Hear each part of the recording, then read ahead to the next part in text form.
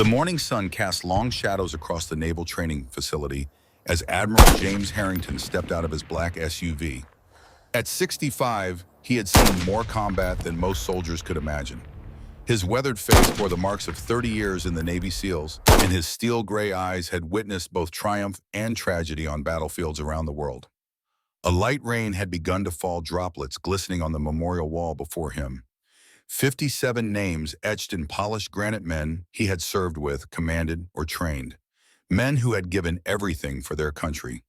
Harrington stood motionless, his dress uniform perfectly pressed despite the weather, as water trickled down his face like tears he would never allow himself to shed. Behind him, a young aide approached cautiously, clearly, uncomfortable, interrupting this sacred moment. The Admiral sensed his presence without turning. "Sir, the Pentagon briefing is about to begin. They're waiting for you." Harrington nodded almost imperceptibly, his eyes still fixed on the memorial. "Tell them I'll be there shortly." When the aide had gone, Harrington reached out to touch a name near the bottom of the wall. Michael Townsend. They had served together in Desert Storm, leading one of the first SEAL teams into Kuwait. Townsend had saved his life during an ambush outside Kuwait City, taking a bullet meant for Harrington. The silver star on Harrington's chest should have been Townsend's. "They're changing things, Mike," Harrington whispered to the stone. "Not sure you'd recognize what they're doing to our teams." The message that had arrived yesterday still felt like a bad joke. A new directive from Naval Special Warfare Command: the first female candidates would begin SEAL training next week. A pilot program, they called it, part of the military's broader integration initiative. Politicians and generals who had never faced combat making decisions that would affect the most elite fighting force in the world. Harrington had fought the decision for months in closed-door meetings at the Pentagon. He had presented statistics, tactical assessments, psychological profiles, every piece of evidence he could marshal to demonstrate why this change risked undermining the effectiveness of teams whose success depended on absolute cohesion and trust. But the decision had been made at levels far above his pay grade, and now it was his responsibility to implement it. With one last look at the memorial wall, Harrington turned and walked through the rain toward the command center. His knee ached with every step, a permanent souvenir from a firefight in Kandahar province. The doctors had recommended a replacement years ago, but Harrington had refused. The pain was a reminder of what real combat cost, something the decision-makers in Washington seemed to have forgotten. The briefing room fell silent as Harrington entered. 8 senior officers sat around a polished oak table, each with a dossier open before them.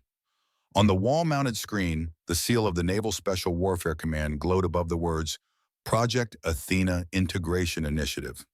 "Gentlemen," Harrington began, taking his seat at the head of the table, "I understand we're making history. Let's make sure it's the right kind." Captain Reynolds, the youngest officer present, cleared his throat. "Sir, we've selected 5 female candidates from various service branches. All have exceptional physical metrics and psychological profiles. The first will arrive on Monday." Harrington's expression remained impassive. "And their combat experience?" Reynolds hesitated. "Limited, sir. 2 have served in support roles in Afghanistan. The others have no direct combat experience," Harrington finished for him. "Yet we're considering them for the most elite combat unit in the military." The door to the briefing room swung open and a tall figure entered without announcement. Every head turned and several officers instinctively stood. Robert Maxwell had the kind of presence that altered the atmosphere of any room he entered. At 72, he moved with the fluid grace of a much younger man. His weathered face, deep-set eyes, and ramrod-straight posture spoke of decades of discipline and hardship. The legendary Iron Man Maxwell, one of the most decorated snipers in American military history, with confirmed kills during the Cold War operations in Central America, Panama, and later during Desert Storm. "Please, gentlemen, remain seated," Maxwell said, his voice a quiet rumble that somehow filled the room. "I apologize for my tardiness." Harrington's jaw tightened almost imperceptibly. "Colonel Maxwell, this is unexpected. I wasn't aware you were involved in this project." Maxwell's mouth curved into the faintest suggestion of a smile as he took the empty seat to Harrington's right. "Special consultant, the SecDef, thought my perspective might be valuable." The tension in the room thickened.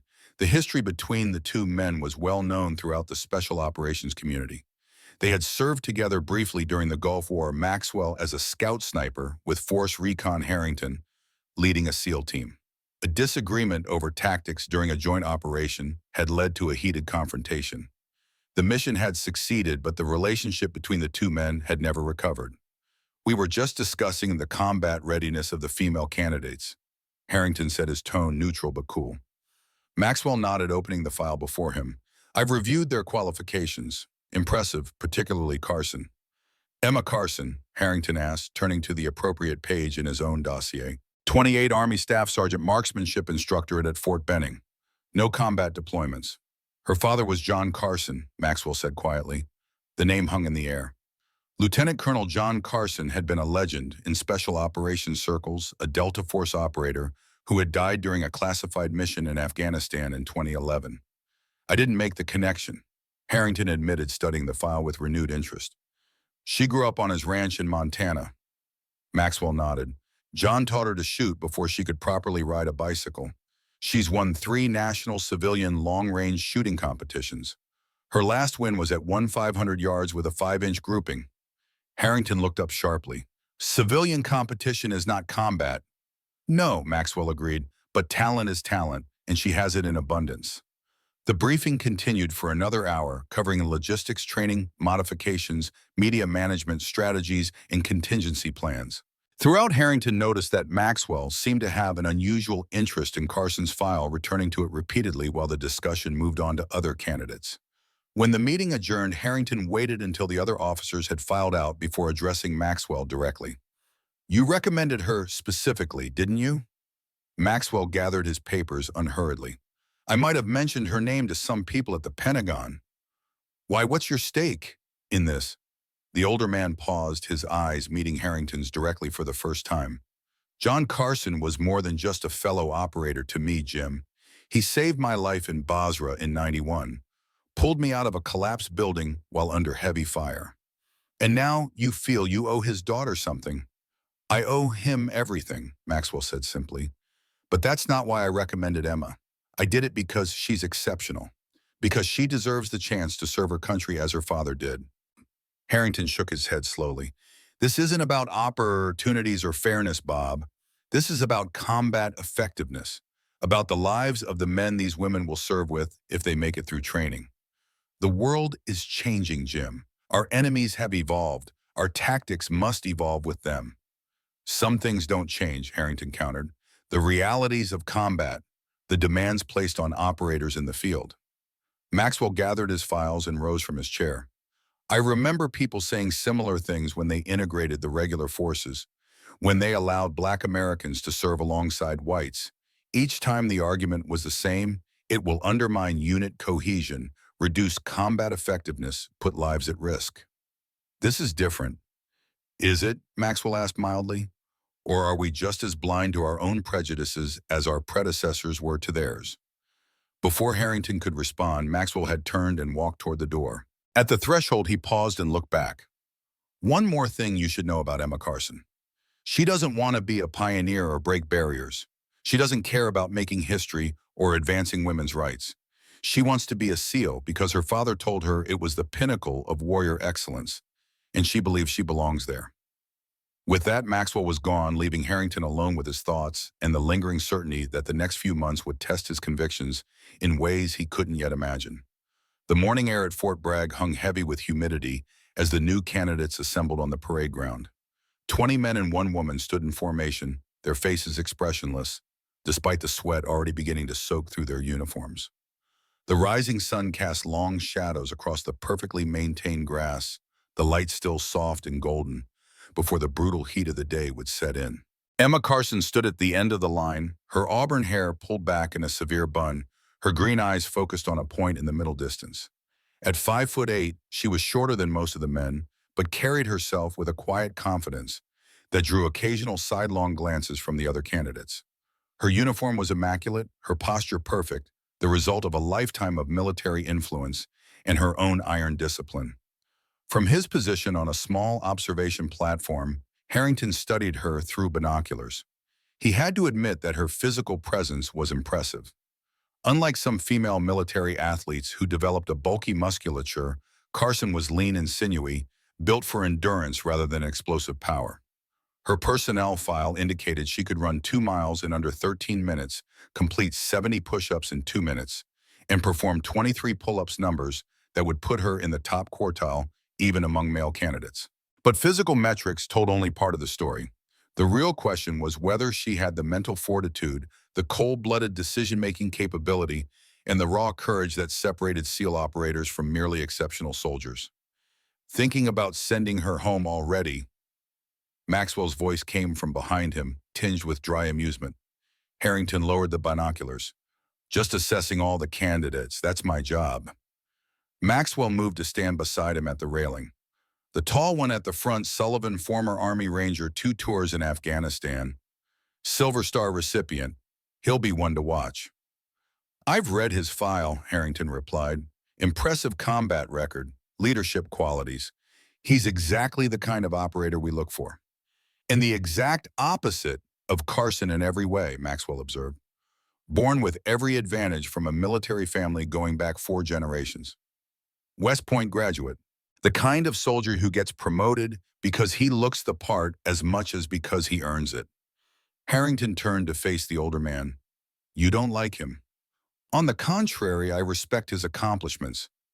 I just find it interesting that you see him as the ideal while dismissing Carson out of hand. I haven't dismissed anyone, Bob. I'm waiting to see what happens when the real training begins. Below them, Master Chief Peterson had begun addressing the candidates, his voice carrying clearly in the morning air. The standard opening speech part. Welcome part. Warning, 90% of them would not complete the training. Those who failed would return to their units with no shame, having attempted something few had the courage to even try on. Those who succeeded would join the most elite fighting force on Earth. As Peterson spoke, Harrington noticed Sullivan turn his head slightly to glance at Carson. The expression was brief but unmistakable, a mixture of skepticism and dismissal. Carson didn't react, her eyes remaining fixed forward, but Harrington was certain she had registered the look. It's starting already, but Maxwell said quietly. The psychological warfare. It's not personal, Harrington countered. It's tribal. These men have been conditioned to view themselves as part of a warrior brotherhood. She represents a disruption to that identity. And you think that justifies it? Harrington sighed. I didn't say that. I'm explaining the reality she'll face. If she can't handle skeptical looks, she won't last a day in actual training. The initial assessment phase began immediately after Peterson's introduction. A series of physical tests designed to establish baselines and identify any candidates who weren't prepared for the rigors to come. The first event was a 5-mile run in full uniform and boots.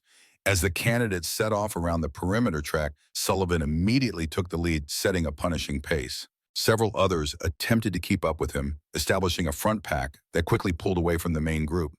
Carson positioned herself in the middle of the field, maintaining a steady rhythm that seemed almost mechanical in its consistency. Her breathing was controlled, her form efficient. While others began to show signs of fatigue by the 3rd mile, her pace remained unchanged. She's holding back, Maxwell observed. Harrington nodded reluctantly, saving energy for the next events. Smart. By the final mile, Sullivan had extended his lead, but several of those who had tried to match his initial pace were now struggling visibly. As they approached the finish line, Carson accelerated smoothly, passing 4 faltering candidates to finish 7th overall. Sullivan, who had finished first nearly a minute ahead of the 2nd-place candidate, watched her cross the line with an expression of mild surprise. When she caught him looking, he gave a small nod of acknowledgement, not friendly, but respectful. She returned it with equal reserve. The next event took place at the shooting range. Each candidate was given a standard-issue M4 carbine and directed to engage targets at various distances under time conditions. Sullivan performed admirably, hitting 48 of 50 targets with tight groupings. Several other candidates matched or came close to his score. When Carson's turn came, Harrington found himself watching more intently than he had intended. She approached the firing line with practiced ease, checking the weapon with quick, efficient movements. Unlike many of the others, she made no show of confidence, no swagger. Her preparation was methodical, almost meditative. When the command to fire was given, her transformation was immediate. Each shot came in a smooth, controlled rhythm. Her body barely moved between rounds, maintaining perfect form throughout. When she finished and the targets were checked, the result was unmistakable, 50 hits out of 50, with groupings tighter than any previous candidate. A murmur ran through the watching instructors. Peterson glanced up at Harrington with raised eyebrows. Even Sullivan, watching from the sidelines, seemed taken aback. "Beginner's luck," Harrington muttered. Maxwell chuckled softly. "Hardly. John Carson had a shooting range on his property. Emma has probably fired more rounds by age 28 than most military snipers do in their entire careers." The day progressed through swimming tests, obstacle courses, and basic tactical assessments. By late afternoon, when the candidates were finally dismissed to their barracks, the hierarchy had begun to establish itself. Sullivan was the clear alpha, physically dominant and tactically sound. But Carson had emerged as an unexpected contender, particularly after her shooting performance. As the candidates filed toward the barracks, Harrington overheard a snippet of conversation. One of the male candidates, a former Force Recon Marine named Rodriguez, was speaking to Sullivan. "What do you think of the girl?" Rodriguez asked, his voice low but audible. Sullivan considered for a moment before answering. "She can shoot, I'll give her that. But this isn't a marksmanship competition. Wait until Hell Week. She'll be gone by day 2. $20 says she doesn't make it past the surf torture." "You're on," Rodriguez replied with a grin. "I'll give her until the log PT." Neither man had noticed Carson walking a few paces behind them. Her expression didn't change, but Harrington saw her shoulders straighten, almost imperceptibly. Later that evening, after reviewing the day's performance metrics with the training staff, Harrington was walking back to his quarters when he spotted a solitary figure on the shooting range. The facility was supposed to be closed for the night, but someone had bypassed the schedule. He approached quietly curious rather than immediately angry at the protocol breach. In the dim light of the nearly deserted range, Emma Carson was methodically firing a pistol at a target 25 yards away. Her form was flawless, her concentration absolute. Each shot found its mark with precision that would have impressed even veteran SEAL operators. Harrington watched for several minutes before making his presence known. "Training hours are over, Sergeant Carson." She turned startled and immediately stood at attention. "Admiral Harrington, I apologize, sir. I should have requested permission." He approached and examined the target she'd been shooting at. 15 holes, all within a 2-inch circle. "Couldn't sleep." "No excuse, sir." "That wasn't a reprimand, Carson. It was a question." She hesitated, then relaxed marginally. "I always shoot before sleeping, sir. Helps clear my mind." Harrington studied her face in the dim light. Despite the long day of physical exertion, she showed no signs of exhaustion. Her eyes were alert, focused. "Your father taught you that?" A flicker of surprise crossed her features. "Yes, sir. You knew my father." "I knew of him," Harrington replied. "His reputation. He was highly respected in the special operations community." "Thank you, sir." Her voice remained steady, but Harrington caught the brief flash of emotion in her eyes. "Why are you here, Carson?" he asked abruptly. "And I don't mean on this range after hours. I mean in this program. You must know the odds are stacked against you." She considered the question carefully before answering. "With respect, sir, I'm not interested in odds. I'm interested in becoming the best operator I can be. My father always said the SEALs were the pinnacle of special operations. That's where I belong." "Your father said that despite never being a SEAL himself." "He said it because he fought alongside them, sir. He saw what they could do." Harrington nodded slowly. "Clean up here and get some rest, Carson. Tomorrow will be harder than today." "Yes, sir." She began methodically breaking down the pistol, her movements practiced and precise. As Harrington turned to leave, he paused. "Your shooting is impressive, but this program will test a lot more than your marksmanship." "I understand that, sir. Do you—" He studied her with genuine curiosity. "Because I'm not sure you grasp what's coming. The physical demands are just the beginning. The real challenge is psychological. The isolation, the constant pressure, the knowledge that every man around you is waiting for you to fail." Carson met his gaze directly. "With respect, Admiral, I've been dealing with that my entire life. Men waiting for me to fail isn't new. It's just Tuesday." Despite himself, Harrington felt the corner of his mouth twitch. He nodded once and continued on his way, his mind turning over their conversation. Returning to his office, he found Maxwell waiting, leaning against the wall outside his door, with the relaxed patience of a man accustomed to long waits in uncomfortable places. Checking up on your protege, Harrington asked as he unlocked the door. Maxwell followed him inside. Just curious about your impressions after day one. Harrington settled behind his desk and gestured for Maxwell to take a seat. She's good, better than good with a firearm, physically capable, mentally tough, at least on the surface. But you're still not convinced. This is day one, Bob. The real tests haven't even begun.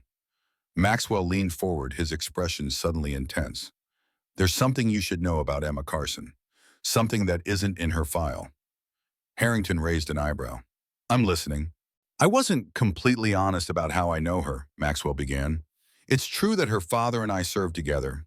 What I didn't mention is that John Carson saved my life during Operation Desert Storm.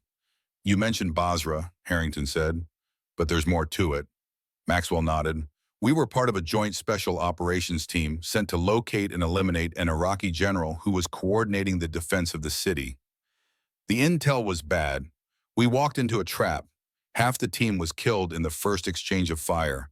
The rest of us were pinned down in a building that took a direct artillery hit. He paused, his eyes distant with memory.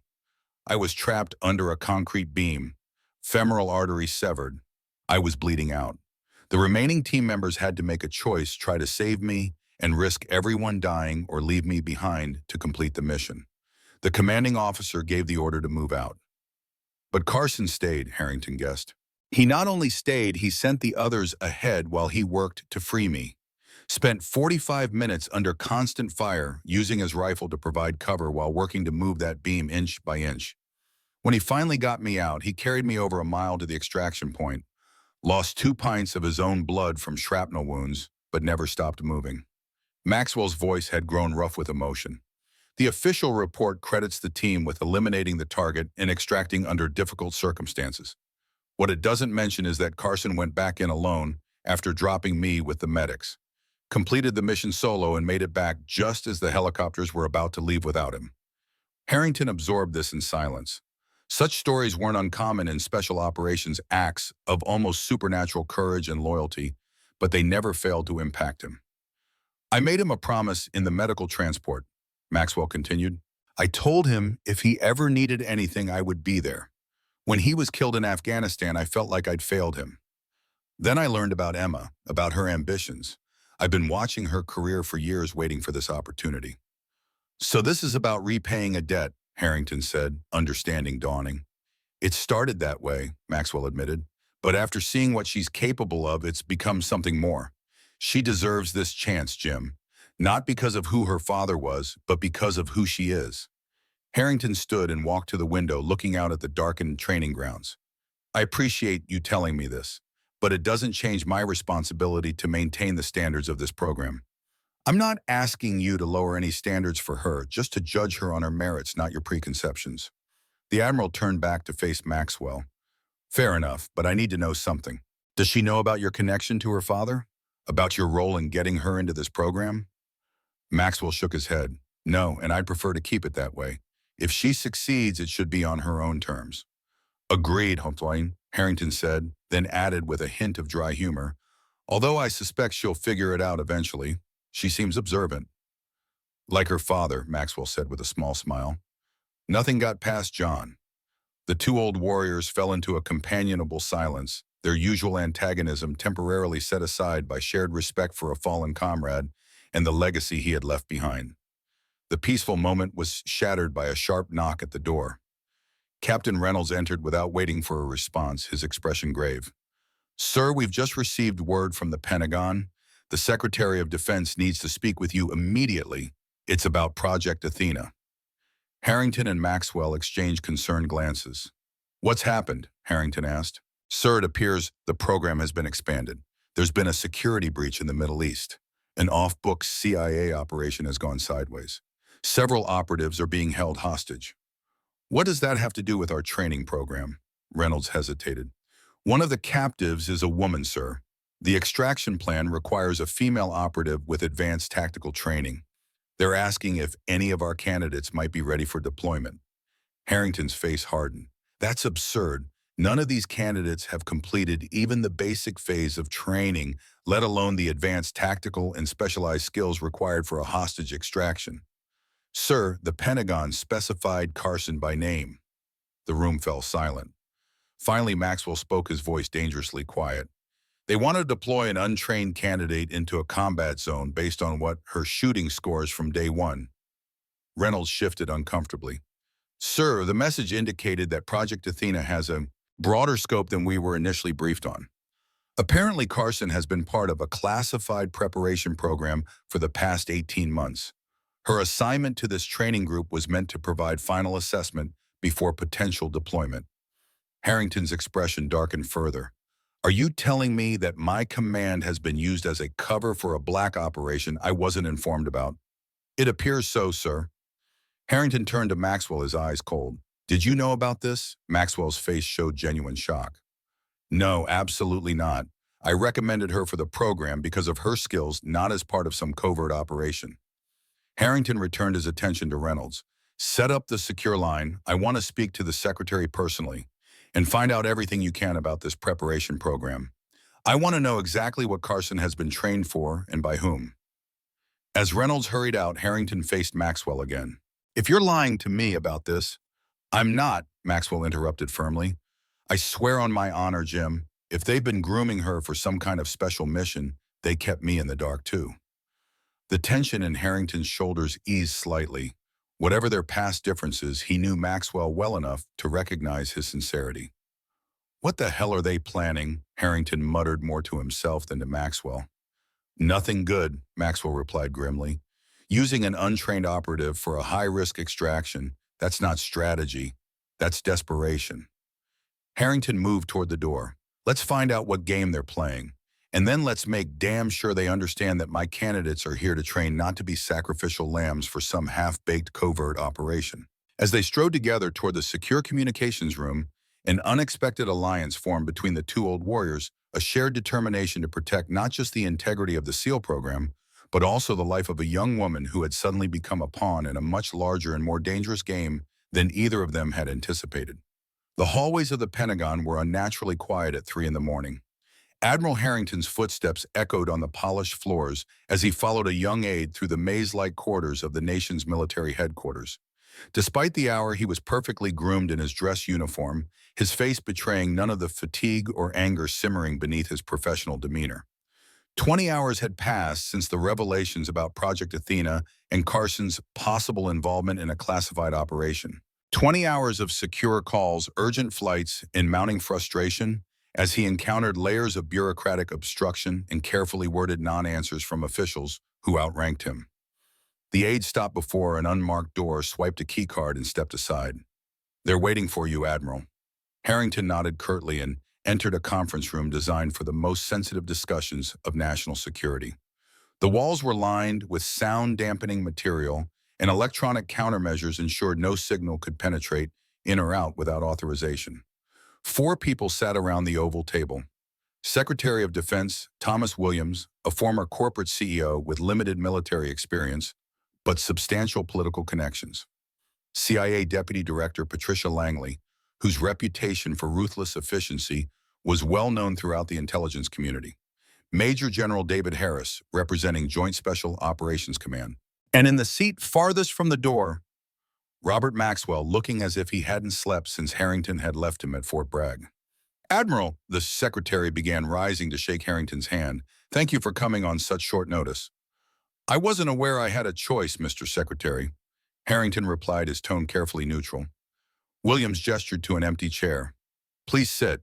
We have much to discuss in limited time. Once Harrington was seated, the secretary activated a control on the table. A holographic display appeared above the center of the table, showing a compound in a desert setting surrounded by mountains. This is a location near the Syrian-Iraqi border, Williams explained. Officially, it's an abandoned industrial site.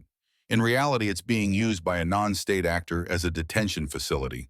3 days ago, 4 of our operatives were captured while gathering intelligence on weapons movements in the region.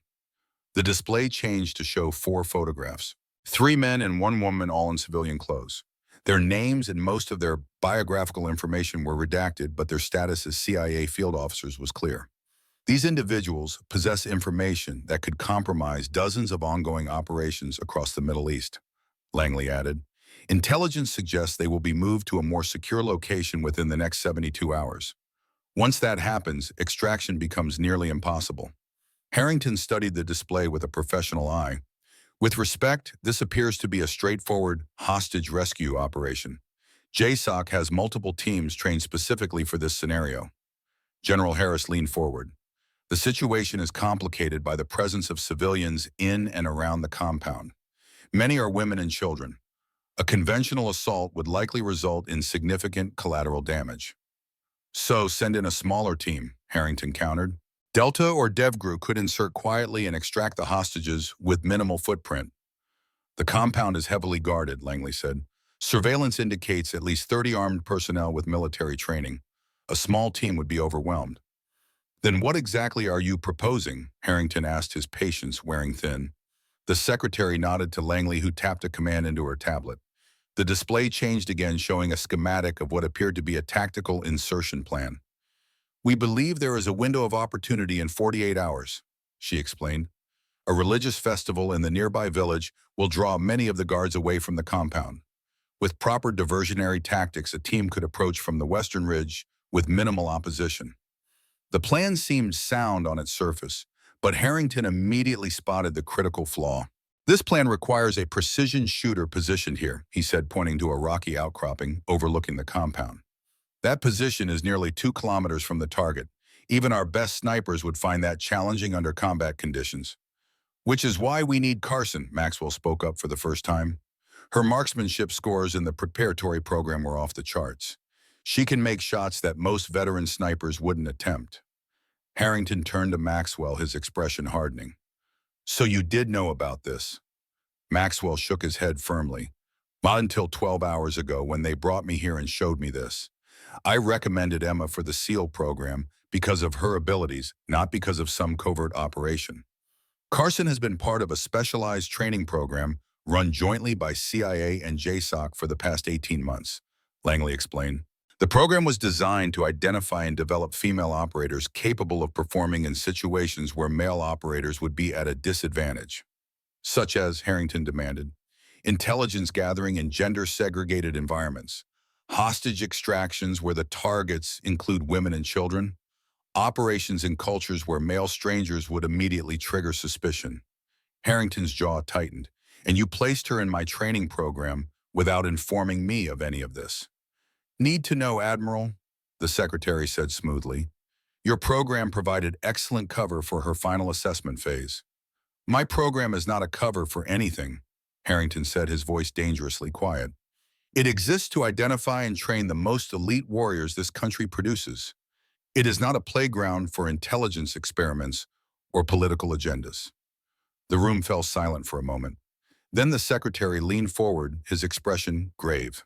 Admiral Harrington, I understand your concerns, but right now 4 American operatives are being held in conditions I wouldn't wish on my worst enemy. In less than 3 days, they will be moved to a location where rescue becomes virtually impossible.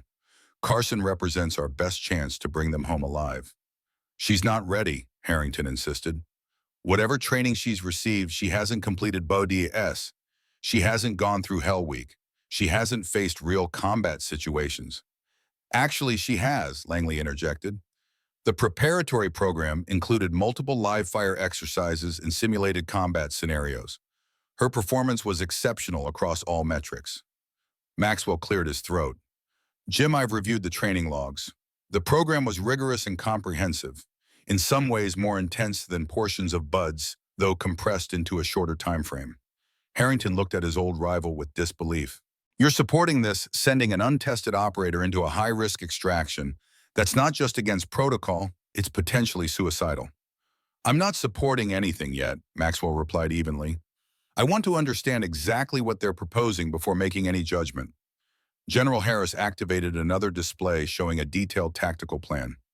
Carson would not be operating alone. She would be attached to a team led by Captain Miller of Delta Force. Her role would be specifically as a precision shooter providing overwatch from this ridge. The main assault team would handle the actual extraction. Harrington studied the plan carefully, his tactical mind automatically identifying weaknesses and contingencies. And if the main team encounters unexpected resistance, if Carson's position is compromised, there are extraction protocols in place, Harris assured him. A quick reaction force will be on standby 20 minutes out by helicopter. 20 minutes is an eternity in a firefight, Harrington observed grimly. The Secretary of Defense stood signaling that his patience was reaching its limit. Admiral, I appreciate your concerns. However, this operation has been approved at the highest levels. Carson will be deployed with or without your endorsement. What I'm asking for is your cooperation in preparing her as thoroughly as possible in the limited time available.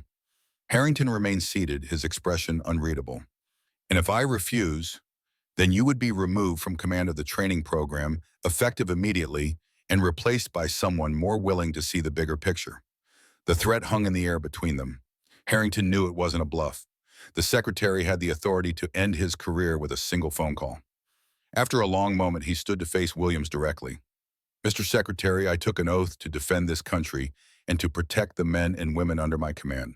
That includes Carson, regardless of whatever secret program she's been part of. If this operation proceeds, I want full tactical oversight. I want to review every aspect of the plan, suggest modifications where necessary, and personally oversee her final preparation. Williams studied him carefully. And if your assessment is that she's not ready, then I will provide that assessment in writing, and you can override it if you choose.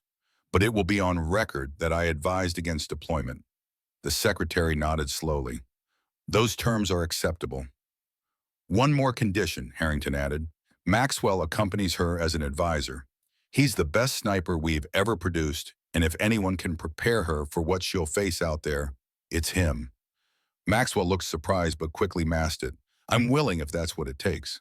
Agree, the secretary said after a brief consultation with Langley and Harris. You have 36 hours, Admiral. Make them count. As the meeting adjourned, Maxwell fell into step beside Harrington in the corridor outside. That was unexpected, he said quietly, recommending me as her advisor. Harrington continued walking, his eyes fixed ahead. You have the experience she needs, and despite our differences, I know you'll tell her the truth about what she's facing. You still think this is a mistake. I think she's being used as a political pawn in a game she doesn't fully understand, Harrington replied. But since I can't stop it, the best I can do is try to make sure she comes back alive. They reached the end of the corridor where two different hallways branched off towards separate exits. What now? Maxwell asked. Now we go back to Fort Bragg and tell Carson the truth. All of it. And then we prepare her as best we can for what's coming. Harrington paused, fixing Maxwell with an intense gaze. And Bob, if there's anything else you haven't told me about her or this situation now, would be the time. Maxwell met his gaze steadily.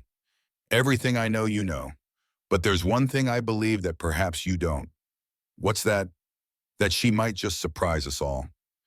Harrington considered this, then gave a curt nod. For her sake, I hope you're right. As the two men parted ways, the weight of what lay ahead pressed down on both of them. The knowledge that in less than 48 hours, a young woman's life would hang in the balance, along with the lives of 4 captured operatives, and potentially the future of female integration into special operations. The game had changed, the stakes had been raised, and time was running out. Dawn broke over Fort Bragg with the promise of merciless heat. The air already shimmered above the asphalt as Emma Carson completed her 5th lap around the training ground. Sweat plastered her shirt to her back, but her breathing remained controlled, her pace unwavering. Unlike the previous day, when she had deliberately held back during the group run this morning, she pushed herself to her limits alone on the track while most of the base still slept. From the shadows of the administration building, Admiral Harrington and Colonel Maxwell watched in silence. Both men had returned from Washington just 2 hours earlier, their faces bearing the strain of sleepless travel and weighty decisions. She doesn't know we're back yet, Maxwell observed quietly. Harrington checked his watch. 05:30. Training doesn't begin for another hour. She's pushing herself without supervision. John was the same way, Maxwell said. Always first up, last to rest. They continued to observe as Carson finished her run and immediately transitioned to a series of brutal calisthenics burpees, mountain climbers, and flutter kicks that would have exhausted most candidates. Her form never faltered, each movement precise despite the obvious fatigue. How do we tell her? Harrington asked, his voice uncharacteristically uncertain.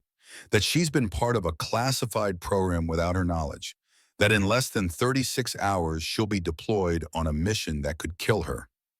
Maxwell's weathered face remained impassive, but his eyes reflected concern.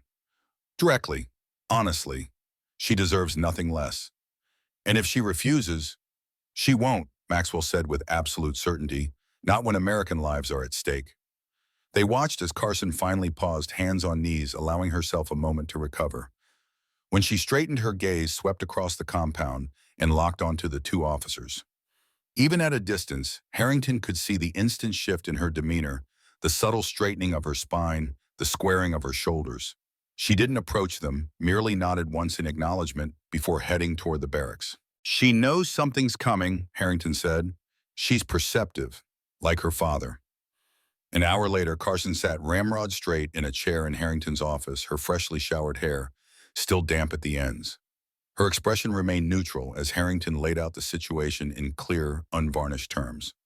Maxwell stood by the window, watching her reactions carefully.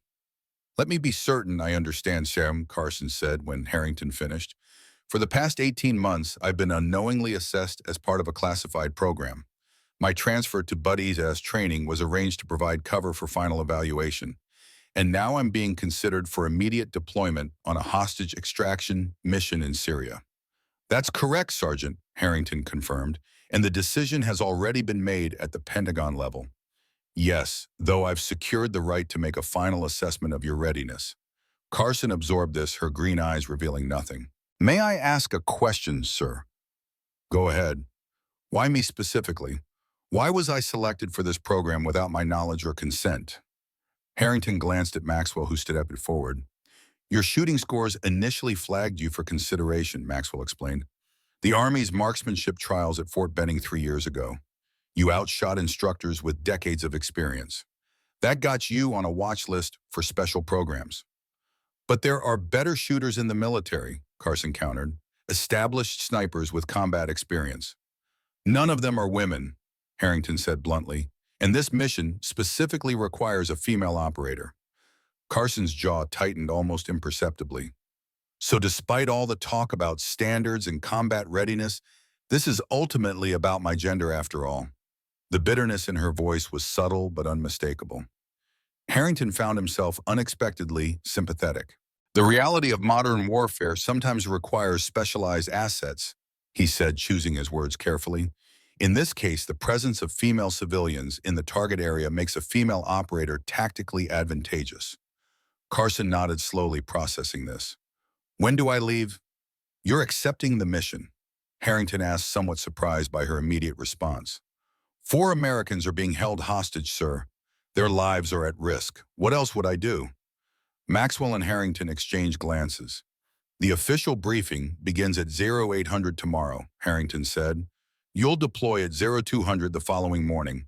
That gives us approximately 36 hours for mission-specific preparation." "I'll be ready, sir." Harrington studied her face, searching for signs of hesitation or fear. He found none. "Carson, I need to be absolutely clear about something. This mission is volunteer only.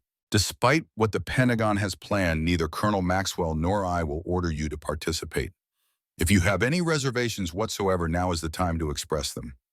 Carson met his gaze directly. "My only reservation, sir, is that I haven't completed Bud's training. I don't want special treatment or exceptions." "This isn't special treatment," Maxwell interjected. "It's an emergency deployment based on specific mission requirements. Many operators have been deployed under similar circumstances when particular skills were needed urgently." "Will I be able to return to training afterward?" Carson asked. "Assuming I survive, of course." The blunt acknowledgement of the danger hung in the air between them. "That will depend on the outcome," Harrington answered honestly, "but I'll do everything in my power to ensure you receive a fair opportunity to complete the program on its merits." Carson nodded once, seemingly satisfied. "Then I accept the mission, sir." "Very well," Harrington said, rising from his chair. "Report to Training Room 3 in 30 minutes. Colonel Maxwell will begin your mission-specific preparation immediately." As Carson stood to leave, Maxwell spoke up. "One more thing, Sergeant. During your 18 months in the preparatory program, did you ever notice anything unusual about your training scenarios that seemed particularly challenging or specific?" Carson paused at the door, considering.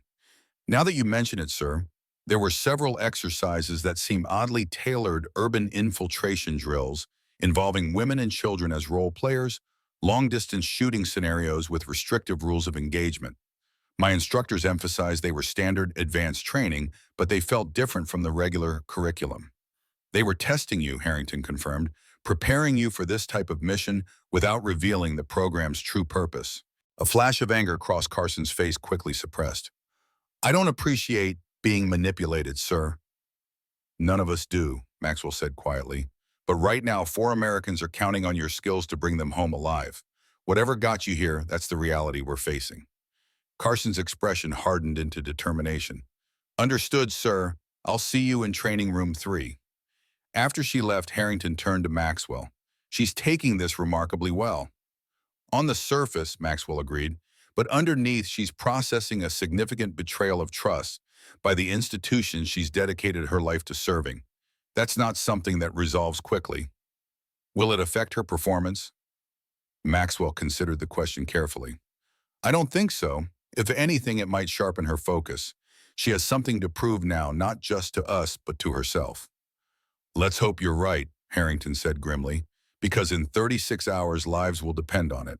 Training Room 3 had been transformed into a detailed mission planning center. Satellite imagery covered one wall. Tactical equipment was spread across tables, and a scale model of the target compound occupied the center of the room. Captain Miller of Delta Force, a compact, muscular man with a precisely trimmed beard, was already reviewing intelligence reports when Carson arrived. Over the next 12 hours, Carson was immersed in intensive mission preparation. Maxwell focused on honing her already exceptional shooting skills for the specific requirements of the operation, while Miller familiarized her with the team's tactical protocols and communication procedures. The mission plan called for Carson to establish a sniper position on a ridge overlooking the compound, providing overwatch for Miller's 6-man team as they infiltrated to extract the hostages. Her primary responsibility would be eliminating sentries at precise moments to create windows for the team's movement. The challenge was extraordinary long-range shots in potentially adverse conditions with zero margin for error. As evening approached, Harrington observed a practical shooting exercise designed to simulate mission conditions. Maxwell had set up targets at varying distances from 800 to 1,400 meters. Carson lay prone behind a Macmillan TAC-50 sniper rifle, her body perfectly still as she acquired each target in sequence.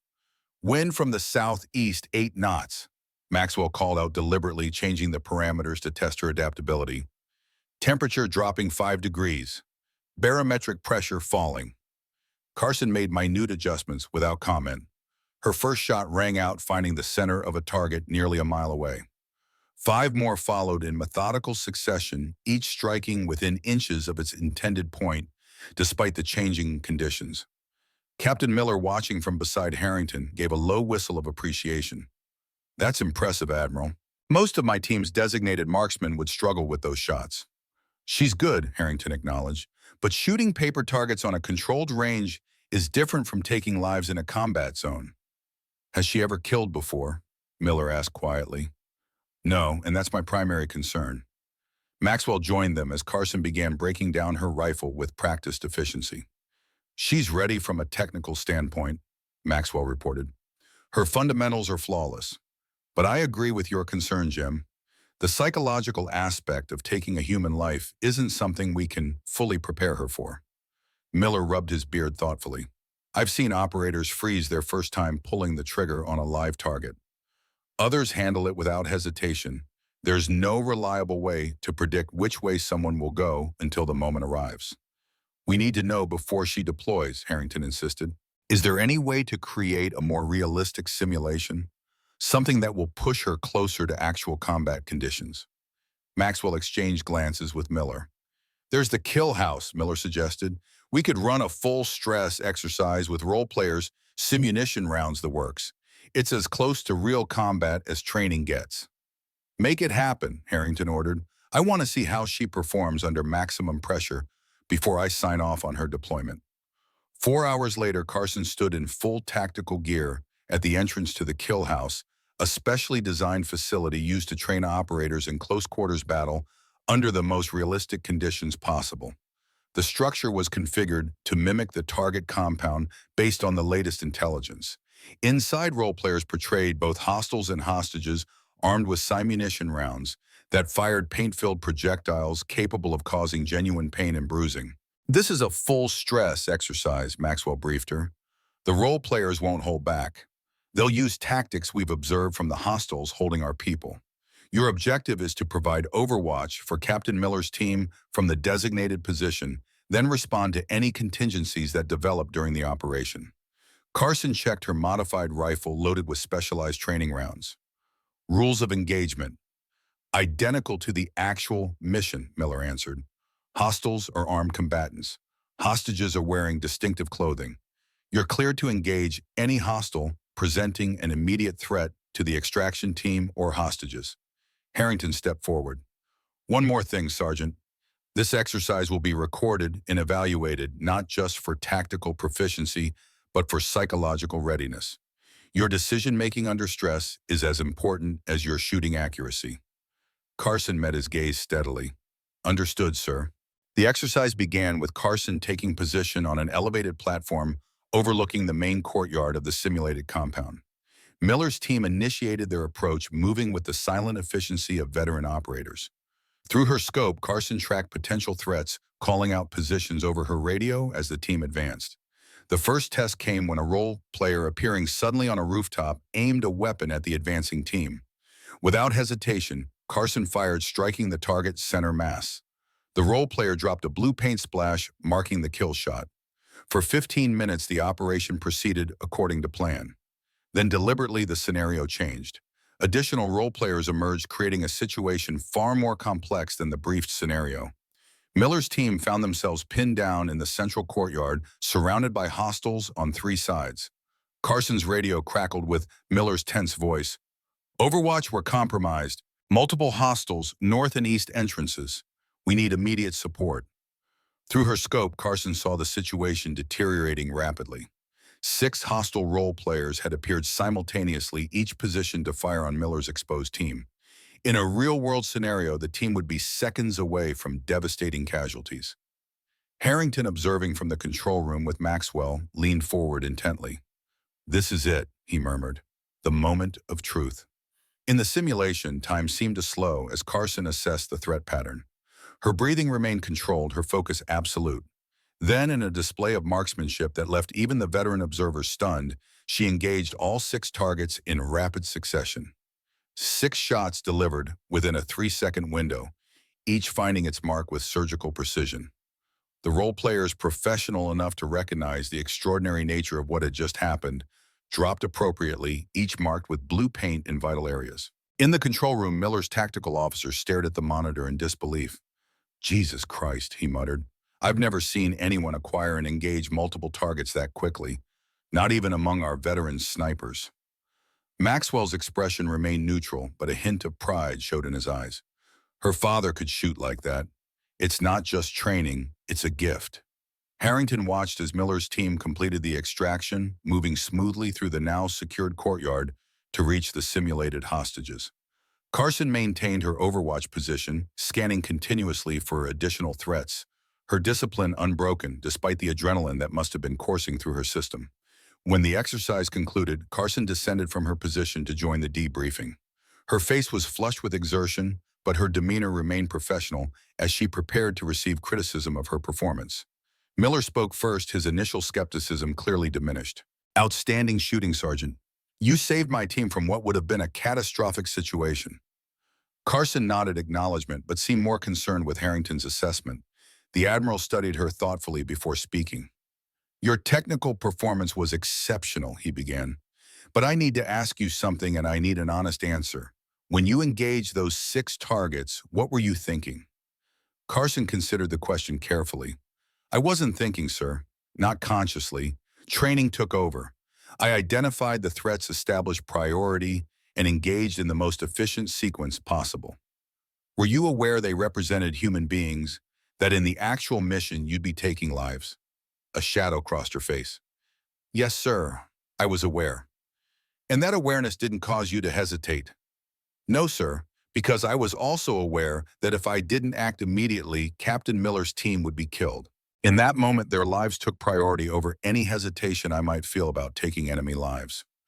Harrington exchanged glances with Maxwell, who gave a slight nod of approval.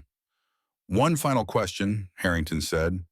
"After completing those shots, how did you feel?" Carson met his gaze directly. "I didn't feel anything during the engagement, sir. Afterward, I felt relief that the team was safe. But I understand what you're really asking. You want to know if I'm prepared for the psychological impact of killing in combat. Are you him? Sir, my father once told me that anyone who isn't troubled by taking a human life, even an enemy's, isn't someone who should be given that responsibility. I expect it will affect me, but not until after the mission is complete, not while lives depend on my focus."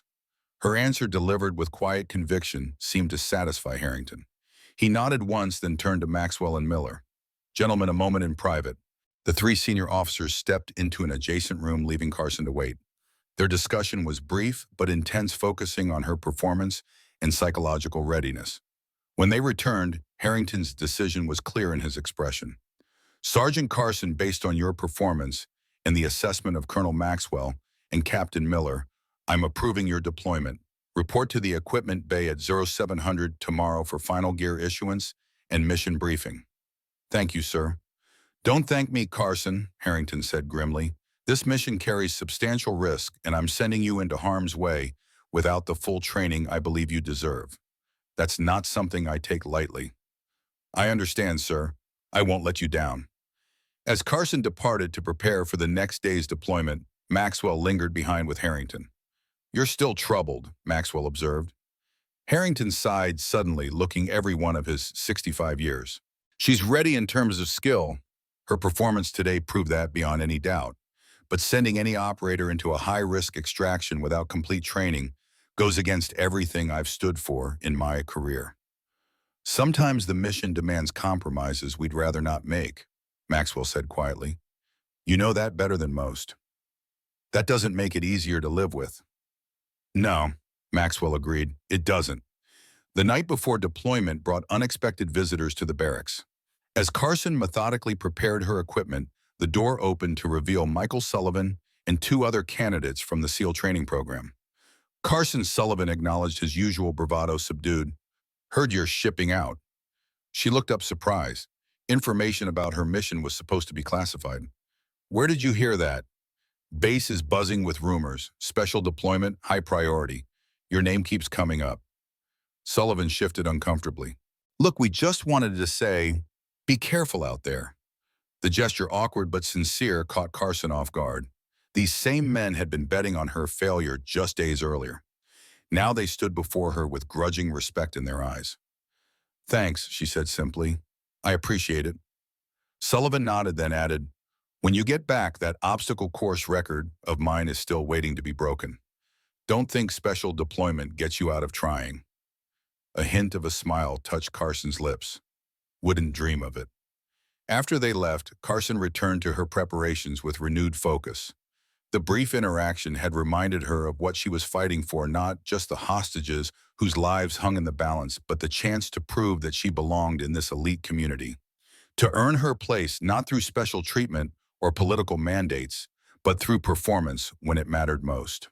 At 0100, 2 hours before scheduled departure, a soft knock at her door revealed Robert Maxwell. "Got a minute?" he asked. Carson nodded, stepping aside to let him enter. Maxwell surveyed her gear, neatly arranged and triple-checked according to protocol. His approval was evident in his nod. "Couldn't sleep?" Carson asked. "Seldom do before a mission," Maxwell admitted, "even one I'm not personally undertaking." He reached into his pocket and withdrew a small wooden box, its surface worn smooth by years of handling. "I wanted to give you this before you leave," he said, offering the box to Carson. "It belonged to your father." Carson accepted it with visible surprise, opening it carefully to reveal a tarnished brass compass. The glass was scratched, and the metal had developed a patina that spoke of years in the field. "How did you come to have this?" she asked, her voice carefully controlled. Maxwell sat on the edge of the narrow bed. "Jim Harrington told you that I knew your father. What I didn't explain is how well I knew him." For the next 20 minutes, Maxwell shared the story of Operation Desert Storm, the failed mission in Basra, and John Carson's extraordinary courage in saving his life. Carson listened in silence, her fingers tracing the outline of the compass as if it might somehow connect her more directly to the father she had lost. He carried that compass on every operation, Maxwell concluded, said it always pointed him toward home no matter how far away he might be. After Afghanistan, when they returned his personal effects, I asked if I could keep it, to remember him by. And now you're giving it to me, Carson said softly. It seems right that you should have it, especially now. Carson closed the box carefully and placed it in the breast pocket of her uniform. Thank you, sir. This means more than I can express. Maxwell nodded, then fixed her with an intense gaze. There's something else I need to tell you, Emma. Something about this mission. The use of her first name, unprecedented from the formal colonel, immediately alerted Carson that whatever followed would be deeply personal. I recommended you for this program, Maxwell admitted. Not the classified part. I knew nothing about Project Athena until recently. But I've been watching your career for years, waiting for the right opportunity to help you achieve what I knew you were capable of. Because of my father, Carson said, understanding dawning. Initially, yes, I owed him a debt I could never fully repay. But the more I learned about you, your skills, your determination, your character, the more I recognized that you deserved this opportunity, regardless of who your father was. Carson absorbed this revelation, emotions warring behind her carefully controlled expression. I'm not sure how to feel about that, sir. About being watched, guided, without my knowledge. I understand, Maxwell said, and I'm not asking for your forgiveness or approval. I simply thought you deserved to know the truth before you deploy. Whatever happens out there, whatever you decide about your future afterward, it should be an informed decision. Carson was silent for a long moment, processing this new information, along with everything else she had learned in the past 24 hours. Finally, she looked up, her green eyes clear and determined. Thank you for telling me, sir, and thank you for believing in me even if your methods were unorthodox. Maxwell rose to leave. Get some rest if you can, Sergeant. Dawn comes early. Sir, Carson said as he reached the door. One question. If my father hadn't saved your life, if you didn't feel you owed him, would you still have recommended me for this program? Maxwell considered the question carefully. I believe I would have, he said finally. Talent like yours is rare. It deserves to be recognized regardless of the circumstances. Whether Carson believed him or not, she gave no indication. She simply nodded once and returned to her preparations as Maxwell quietly closed the door behind him. The flight line at Fort Bragg hummed with controlled activity as the mission team completed final equipment checks. 2 Black Hawk helicopters waited on the tarmac, their rotors motionless in the pre-dawn darkness. Carson stood slightly apart from Miller's team, adjusting the specialized Macmillan TAC-50 sniper rifle that had been issued for the operation. The weapon was a masterpiece of engineering, capable of extraordinary accuracy at ranges exceeding 1,500 meters in the hands of a skilled operator. Admiral Harrington approached his uniform immaculate despite the early hour. Final checks complete, he asked. Carson nodded. Yes, sir. All equipment verified and operational. Harrington studied her face in the harsh floodlights. You look tired, Sergeant. I'm operational, sir. That wasn't a criticism. Pre-mission insomnia is common even among veteran operators. Carson allowed herself a small smile. Then I'm in good company, sir. Harrington returned the smile briefly before his expression grew serious again. I've reviewed the latest intelligence. Weather conditions at the target location have changed. Wind speeds are higher than anticipated, 15 to 20 knots, gusting to 25. Carson processed this information quickly. That will affect long-range shooting considerably. Has the mission plan been adjusted? Captain Miller believes the operation remains viable, but the margin for error is reduced. The decision to proceed is yours, Sergeant. If you feel the conditions exceed your capabilities, say so now. Carson considered the implications carefully. 15 to 20 knot winds would make the already challenging shots significantly more difficult. Gusts could throw off even the most carefully calculated shot. But the alternative was aborting the mission, leaving 4 Americans in enemy hands with time running out. I can compensate for the wind, sir, she said finally. The mission should proceed as planned. Harrington nodded, though concern lingered in his eyes. Very well. But be prepared for Captain Miller to adjust tactics if conditions at the target prove more severe than anticipated. Understood, sir. Maxwell approached carrying a small case. Last-minute addition, he explained, opening it to reveal a specialized spotting scope. Latest generation with enhanced low-lighting capability and built-in atmospheric sensors. Should help compensate for the wind conditions. Carson examined the equipment with appreciation. Thank you, sir. One more thing, Maxwell said, handing her a sealed envelope. Open it after the mission. Not before Grunt. Carson tucked the envelope into a pocket of her tactical vest without question. The mission commander signaled that it was time to board. Carson shouldered her rifle case and turned to face the two senior officers. Godspeed, Sergeant, Harrington said formally. Complete your mission and come home safely. That's an order. Yes, sir, Carson replied, snapping a crisp salute that both men returned. As she walked toward the waiting helicopter, Maxwell called after her. Trust your training, Emma, and when the moment comes, take the shot. The Black Hawks lifted off precisely at Euro 200, banking sharply to the east as they gained altitude. Carson sat silently among Miller's team, her thoughts focused entirely on the mission ahead. The other operators, veterans of multiple combat deployments, maintained a professional distance, though occasionally one would offer a brief word of advice or encouragement. Captain Miller, seated across from her, leaned forward so she could hear him over the rotor noise. First deployment is always the hardest, he said. Just remember out there, we're a team. You watch our backs, we watch yours. No one gets left behind. Carson nodded her understanding, grateful for the simple affirmation of inclusion. Whatever doubts these hardened operators might have about a female sniper accompanying their mission, they kept them private. In the field, performance was all that mattered. As the helicopters thundered eastward, through the darkness, Carson found her hand moving to the breast pocket where Maxwell's compass now resided. Her father had carried it through countless missions, facing dangers she was only beginning to understand. Now it was her turn to follow the path he had blazed, not because she was his daughter, but because she had earned the right to walk it through her own merit. The eastern horizon had just begun to lighten when the pilot's voice came through her headset. 30 minutes to drop zone, final equipment check. Carson methodically verified her gear one last time, her mind clear and focused. Whatever doubts, fears, or resentments she might have harbored about the circumstances that had brought her to this moment were set aside. There was only the mission now, 4 Americans in enemy hands, their lives depending on her skill and courage. As the helicopters began their descent toward the designated landing zone in northern Iraq, Carson felt a strange calm settle over her. Beyond the aircraft lay uncertainty, danger, and the ultimate test of everything she had trained for. But in this moment, suspended between preparation and action, she found herself thinking of her father's words, spoken years ago, when she had first shown interest in following his path into special operations. The only question that matters when the moment comes is this: are you ready to take the shot? She was about to find out.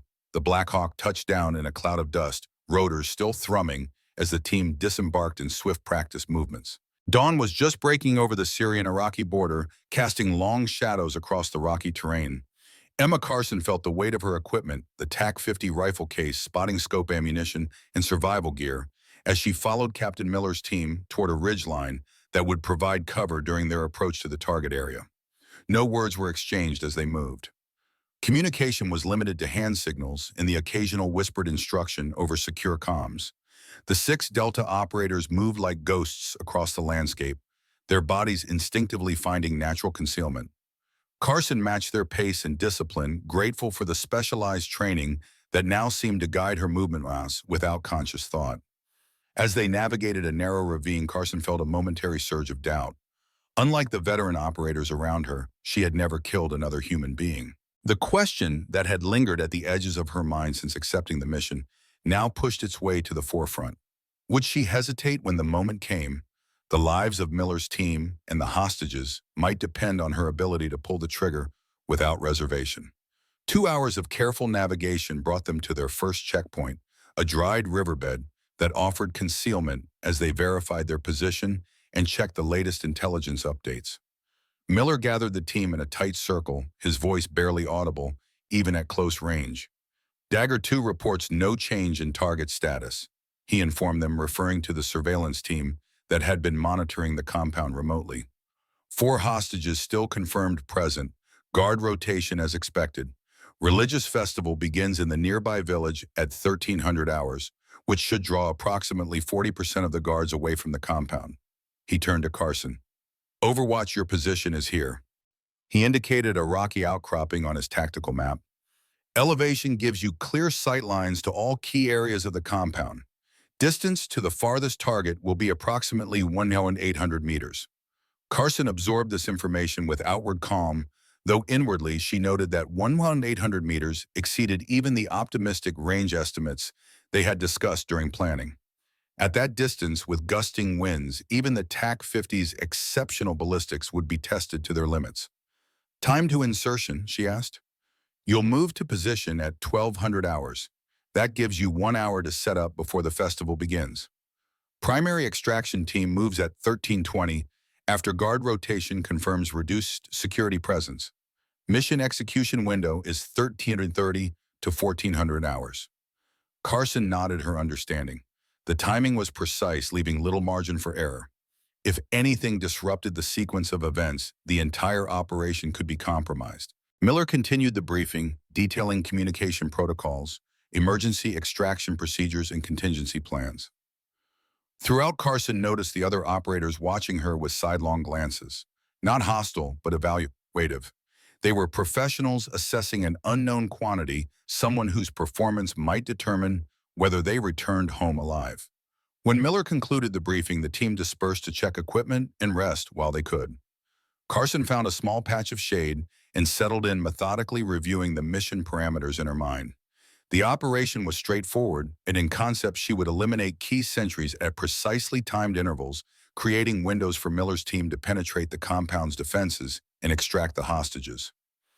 In execution, however, it would require extraordinary precision under pressure. She was rechecking her ammunition when a shadow fell across her.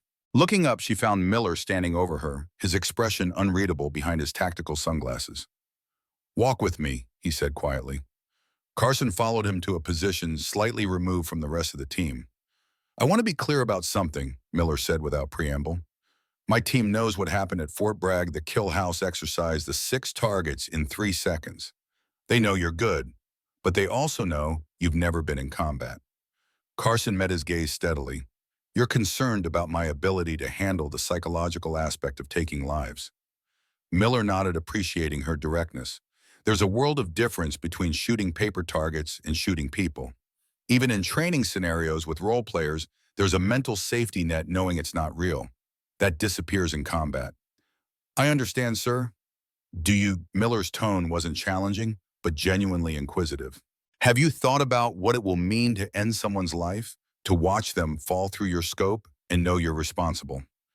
Carson considered her answer carefully. "My father used to say that the moment you stop thinking about it is the moment you should quit. He said good operators never get comfortable with killing, they just get better at carrying the weight."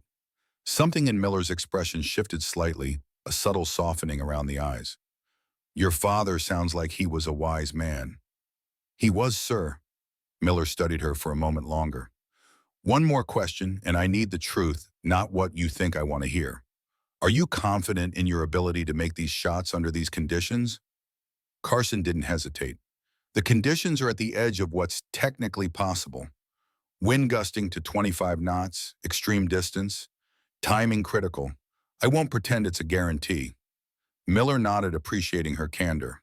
"If you're not 100% certain, we need to adjust the plan. Maybe move your position closer, even if it increases your risk of detection." Carson considered this carefully. Moving closer would indeed improve her shooting probabilities, but it would also significantly increase her vulnerability.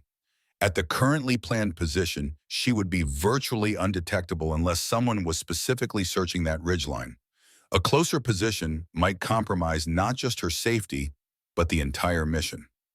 "Sir, in marksmanship, there are no absolutes beyond maximum effective range. Every shot is a probability calculation. At the planned position, I assess an 85–90% probability of success per required shot. Moving closer increases that to perhaps 95%, but with substantially increased risk of detection. And you're comfortable with those odds?"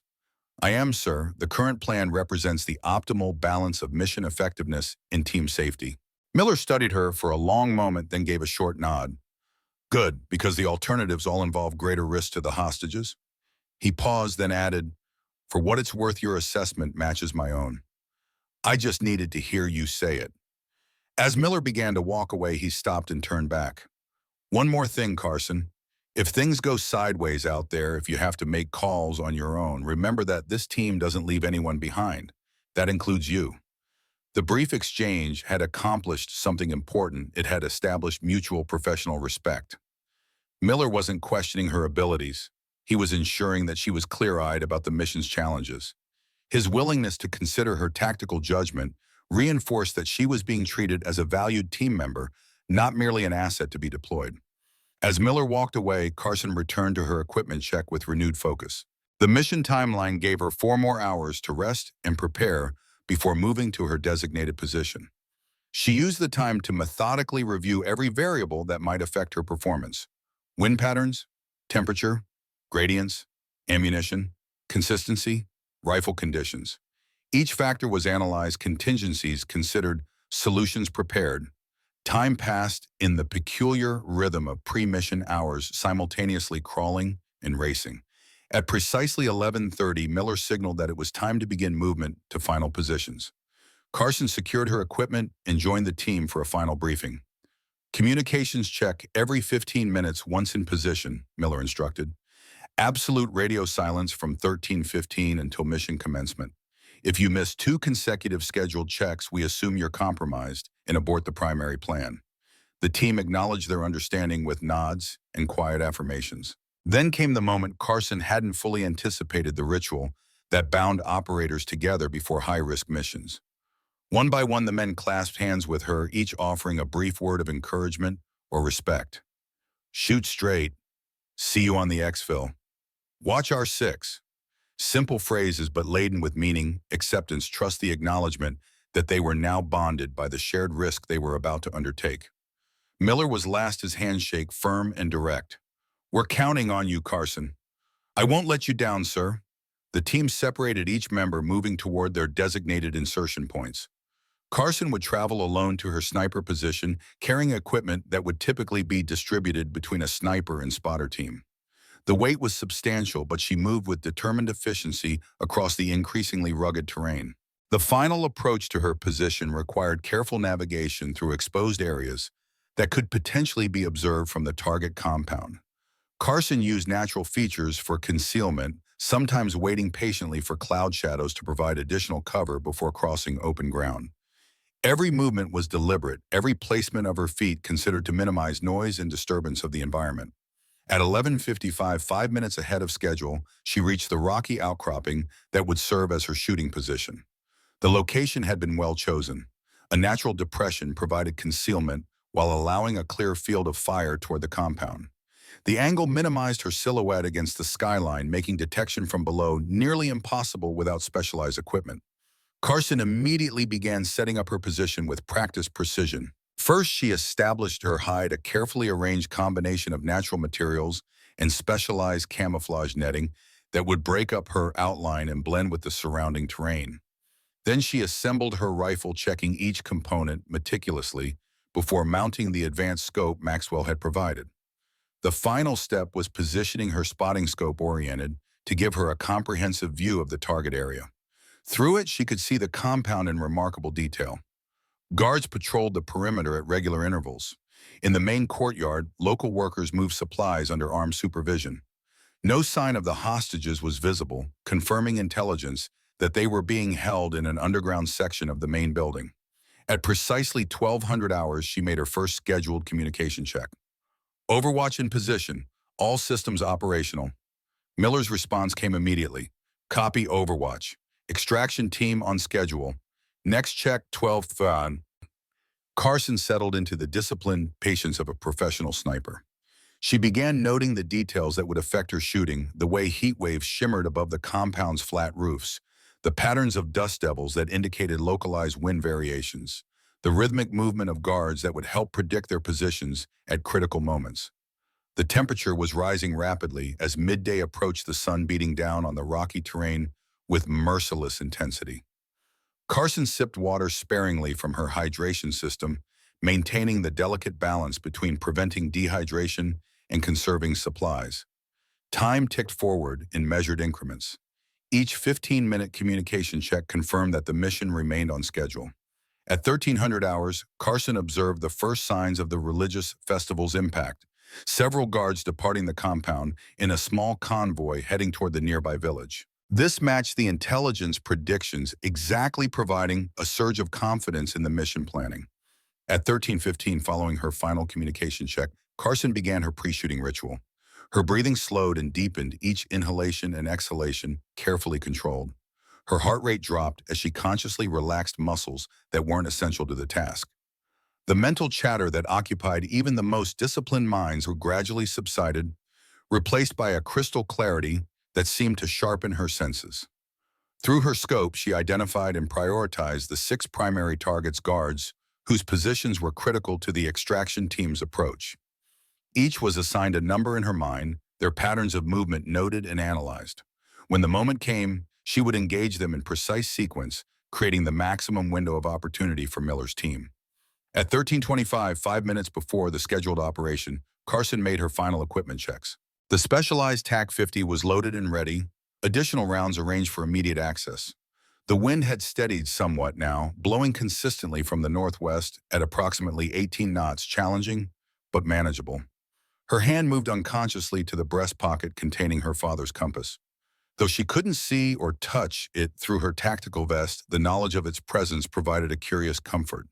Connection, continuity, purpose. At precisely 1330 hours, Miller's voice came through her earpiece with the single word that would initiate the operation: execute.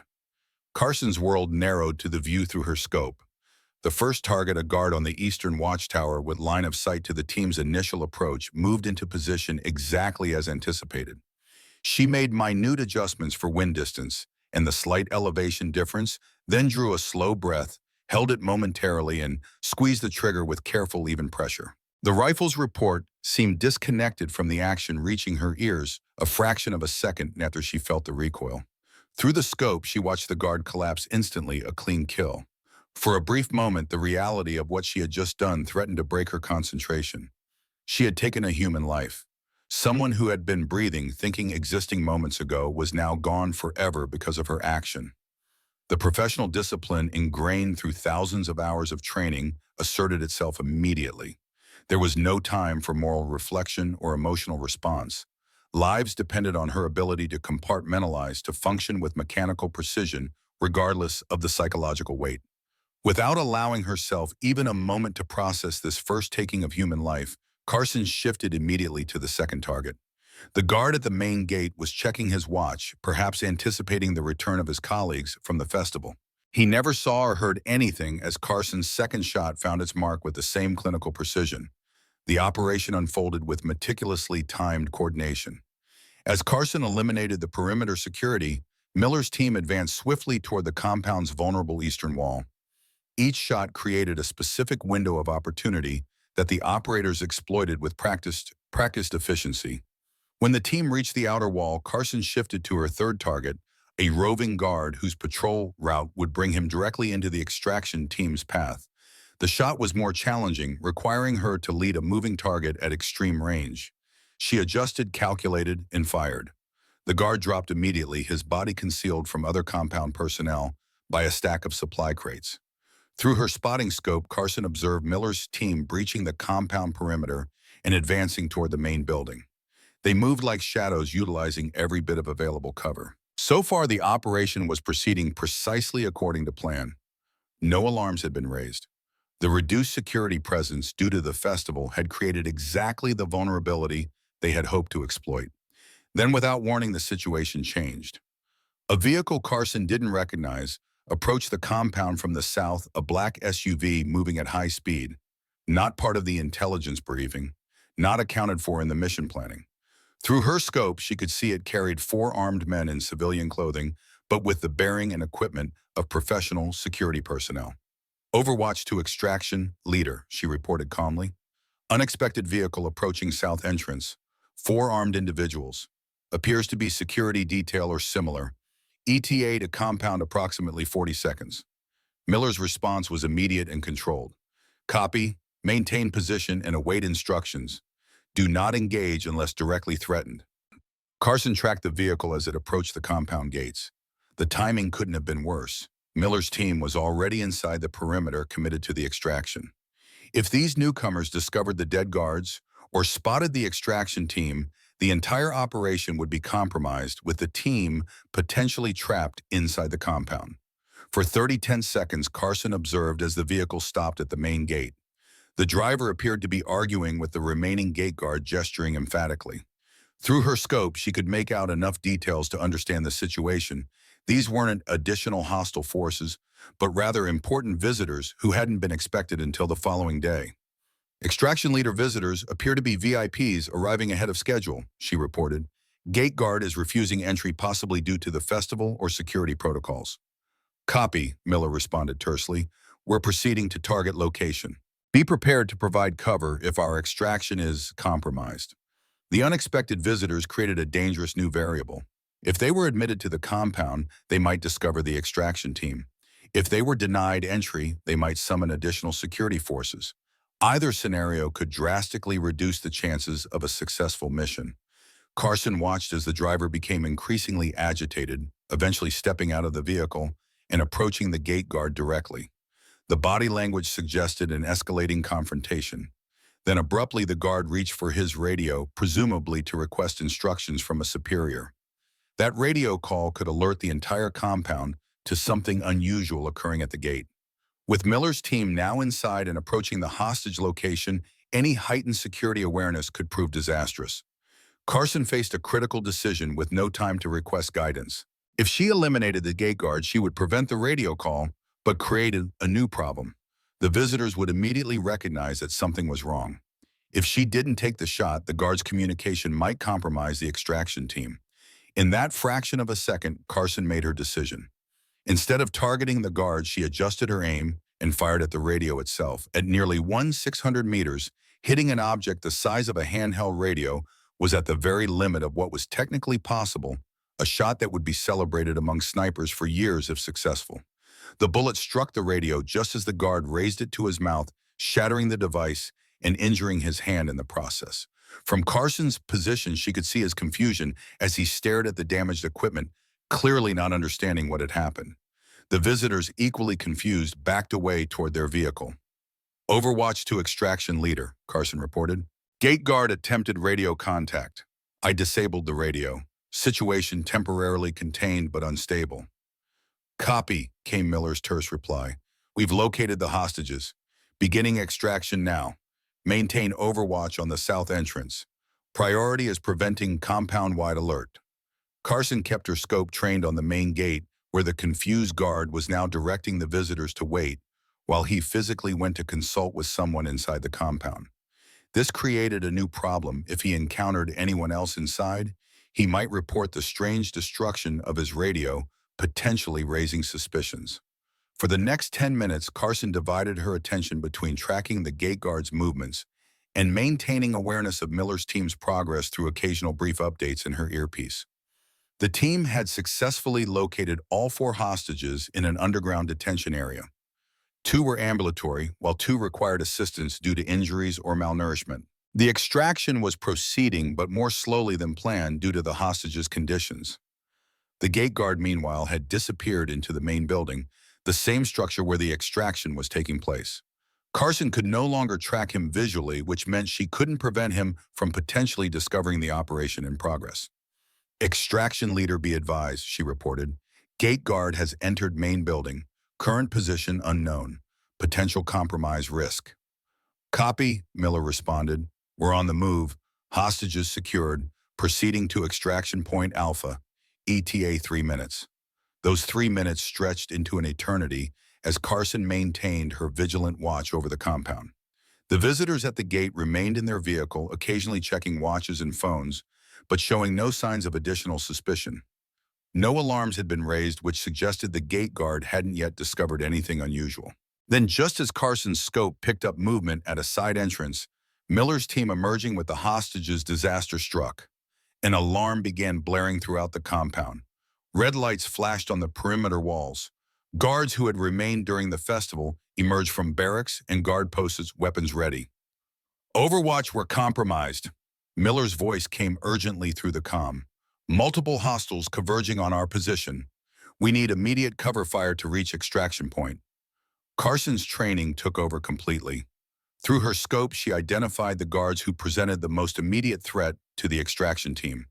In rapid succession, she engaged 5 targets, each shot finding its mark despite the extreme distance and challenging conditions. The precision was beyond remarkable. It was the kind of performance that would later be studied in sniper schools around the world. But the situation was deteriorating rapidly. More guards appeared, taking cover behind vehicles and structures. The extraction team was pinned down approximately 50 meters from their planned exit point, using a low wall for minimal protection, while attempting to shield the weakened hostages. Carson maintained her disciplined fire, eliminating immediate threats and forcing others into cover. Each shot had to be perfect. The team was too close to some of the hostiles for any margin of error. Her world had narrowed to a rhythm of acquire, calculate, breathe, squeeze, confirm, shift. No emotion, no hesitation, just the mechanical precision of keeping her team alive. Overwatch, we can't reach extraction point Alpha, Miller reported. Too many hostiles. Shifting to contingency route Charlie. Need cover on the north wall in 30 seconds. Copy, Carson acknowledged, already shifting her position to accommodate the new angle. The contingency route would take the team over the compound's north wall, farther from their planned helicopter extraction point, but away from the heaviest concentration of hostile forces. The challenge was that this route would temporarily expose the team as they scaled the wall. Carson understood what was needed without detailed instructions. As the team approached the wall, she initiated a precise sequence of suppressing fire that forced hostile gunmen into cover at crucial moments. The timing had to be perfect, each shot calculated to provide maximum protection at the exact instant when team members would be most vulnerable. One by one, the hostages were helped over the wall, followed by the extraction team members. Carson's fire kept the increasingly organized hostile force at bay just long enough for the final team member to clear the wall. Overwatch team clear of compound, Miller reported, moving to secondary extraction point. What's your status? Here was the moment Carson had been prepared for but hoped wouldn't come. With the team having used the contingency route, her own carefully planned extraction path was no longer viable. The original plan had accounted for her to withdraw along a concealed route that would eventually reunite her with the team at the primary extraction point. Now she was effectively cut off with hostile forces between her position and the team's new extraction point. For a brief moment, Carson considered her options. She could attempt to follow the original extraction plan, despite the increased risk, potentially endangering both herself and the team if they waited for her arrival. Or she could acknowledge the reality of the situation and prioritize the mission's primary objective, the safe extraction of the hostages. The decision was clear, though not easy. The mission came first. The hostages' safety was paramount. Position compromised, she reported calmly. Hostile forces have identified my location, beginning independent extraction via Route Delta. It wasn't entirely true. Her position hadn't yet been compromised, but she knew it soon would be. The volume and accuracy of sniper fire would inevitably lead the hostile force to triangulate her location. By reporting her situation as already compromised, she was ensuring that Miller wouldn't risk the team and hostages by waiting for her or attempting a rescue. Negative, Overwatch, Miller responded immediately. Hold position. We'll send element to support your extraction. Negative, Carson countermanded firmly. Hostages are priority. Complete primary mission. I'll rendezvous at emergency extraction point Baker in 1800 hours. A tense pause followed. Carson knew what Miller was calculating, the odds of her surviving independently versus the risk to the already secured hostages if they delayed extraction or divided their forces. Confirmed, Overwatch, he finally responded. Baker at 1800, we'll be waiting. The exchange had lasted less than 20 seconds, but it had established Carson's path forward. She would need to evade hostile forces, navigate approximately 15 kilometers of hostile territory, and reach the emergency extraction point by 1800 hours, all while potentially being hunted by enemy personnel. Carson immediately began breaking down her position, securing her rifle and essential equipment for rapid movement. The first priority was to create distance between herself and the hide position before it was discovered. She left behind non-essential gear to reduce weight and enable faster travel. As she prepared to move out, a new sound reached her ears, the distinctive crack of incoming rifle fire. Several rounds impacted the rocks near her position. She had been spotted. Abandoning the remainder of her equipment, Carson moved rapidly down the backside of the ridge, using natural features for cover as bullets continued to impact around her. The incoming fire wasn't particularly accurate. They had identified her general location but not her precise position. But volume was making up for precision as multiple shooters engaged the area. For the next hour, Carson employed every evasion technique she had been taught. She used terrain features to break line of sight, doubled back to confuse pursuers, and moved in unpredictable patterns while maintaining her general direction toward the emergency extraction point. The desert heat was brutal, her water supply limited, but her focus remained absolute. Twice, she encountered small groups of pursuers, local forces recruited to search the area, and each time she evaded them by remaining motionless in concealment until they passed. The discipline required was extraordinary, lying completely still, in the scorching heat as hostile forces passed within meters of her position. During one such moment of enforced stillness as she waited for a search team to move beyond her position, Carson found her mind returning to the men she had killed. Their faces as seen through her scope, some caught in expressions of surprise, others showing no reaction at all before they fell. She had taken at least 12 lives today. Each one had been necessary to protect her team and the hostages, but the weight of that responsibility settled on her with physical presence, like additional equipment she would now carry forever. Her father had spoken of this weight, not often and never in detail, but enough for her to understand that it never truly disappeared. You just learned to function with it, to incorporate it into who you were. The true test of an operator wasn't the ability to kill without hesitation, but the ability to carry the consequences without letting them destroy you. By mid-afternoon, she had put considerable distance between herself and the compound, but she was still deep in hostile territory, with several kilometers to go before reaching the extraction point. Her water was running dangerously low, and the relentless sun was taking its toll even on her conditioned physiology. As she paused briefly in the shadow of a rock formation to check her bearings, Carson's hand unconsciously moved to the pocket containing her father's compass. The gesture triggered a memory, Maxwell's envelope given to her just before departure, with instructions to open it after the mission. After ensuring she was momentarily secure, Carson withdrew the sealed envelope from her vest pocket. Inside was a single sheet of paper containing a handwritten note and what appeared to be geographic coordinates. The note read simply, "Emma, if you're reading this, something has gone wrong with the primary extraction. These coordinates mark a secondary emergency extraction point known only to myself and Admiral Harrington. A trusted asset will be waiting there until 2100 hours. It's closer than Baker Point and outside the likely search perimeter. Trust your training. Remember what your father taught you." Maxwell Carson stared at the note in a complex mixture of emotions washing over her. Maxwell had anticipated this scenario, had prepared a contingency unknown to the official mission planners. It was both reassuring and slightly unsettling. How many other layers of planning had been in place without her knowledge? She checked the coordinates against her map. The location was indeed closer than her currently planned extraction point, approximately 5 kilometers east of her current position, compared to the 8 kilometers still remaining to Baker Point. More importantly, it would require her to cross less open terrain, reducing her vulnerability to detection. The existence of this backup plan, unknown to the rest of the team, raised questions about Maxwell's level of involvement and foresight. But those were considerations for later. Right now, the alternate extraction point represented her best chance of survival.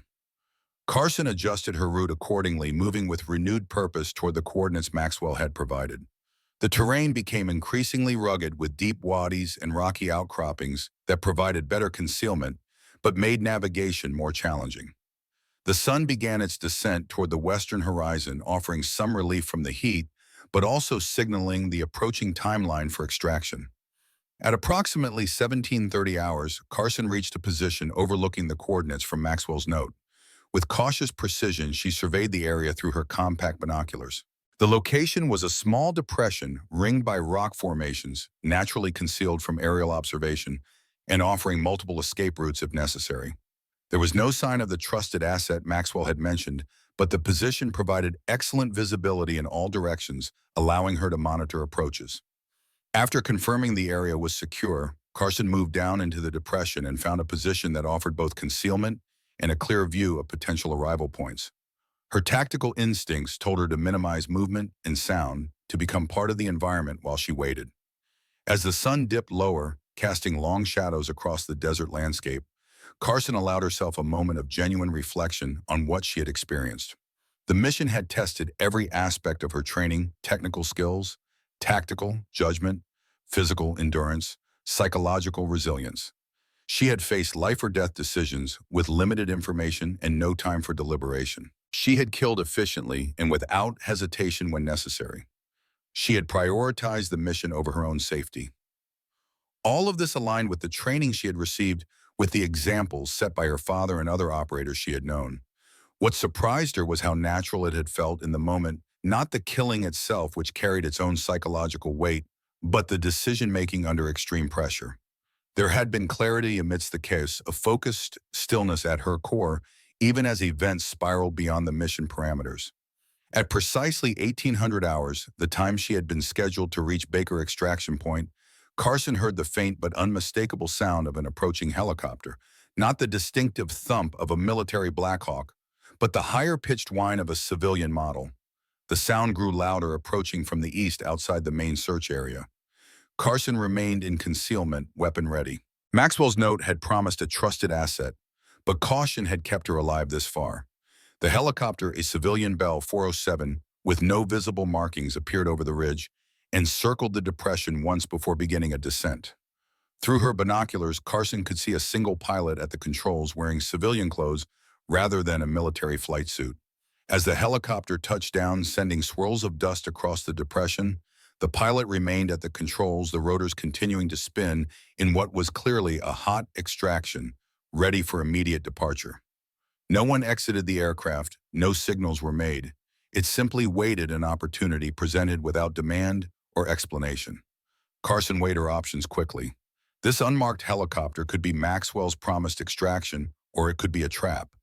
The timing and location matched his instructions, but operational security protocols urged caution with any unexpected element.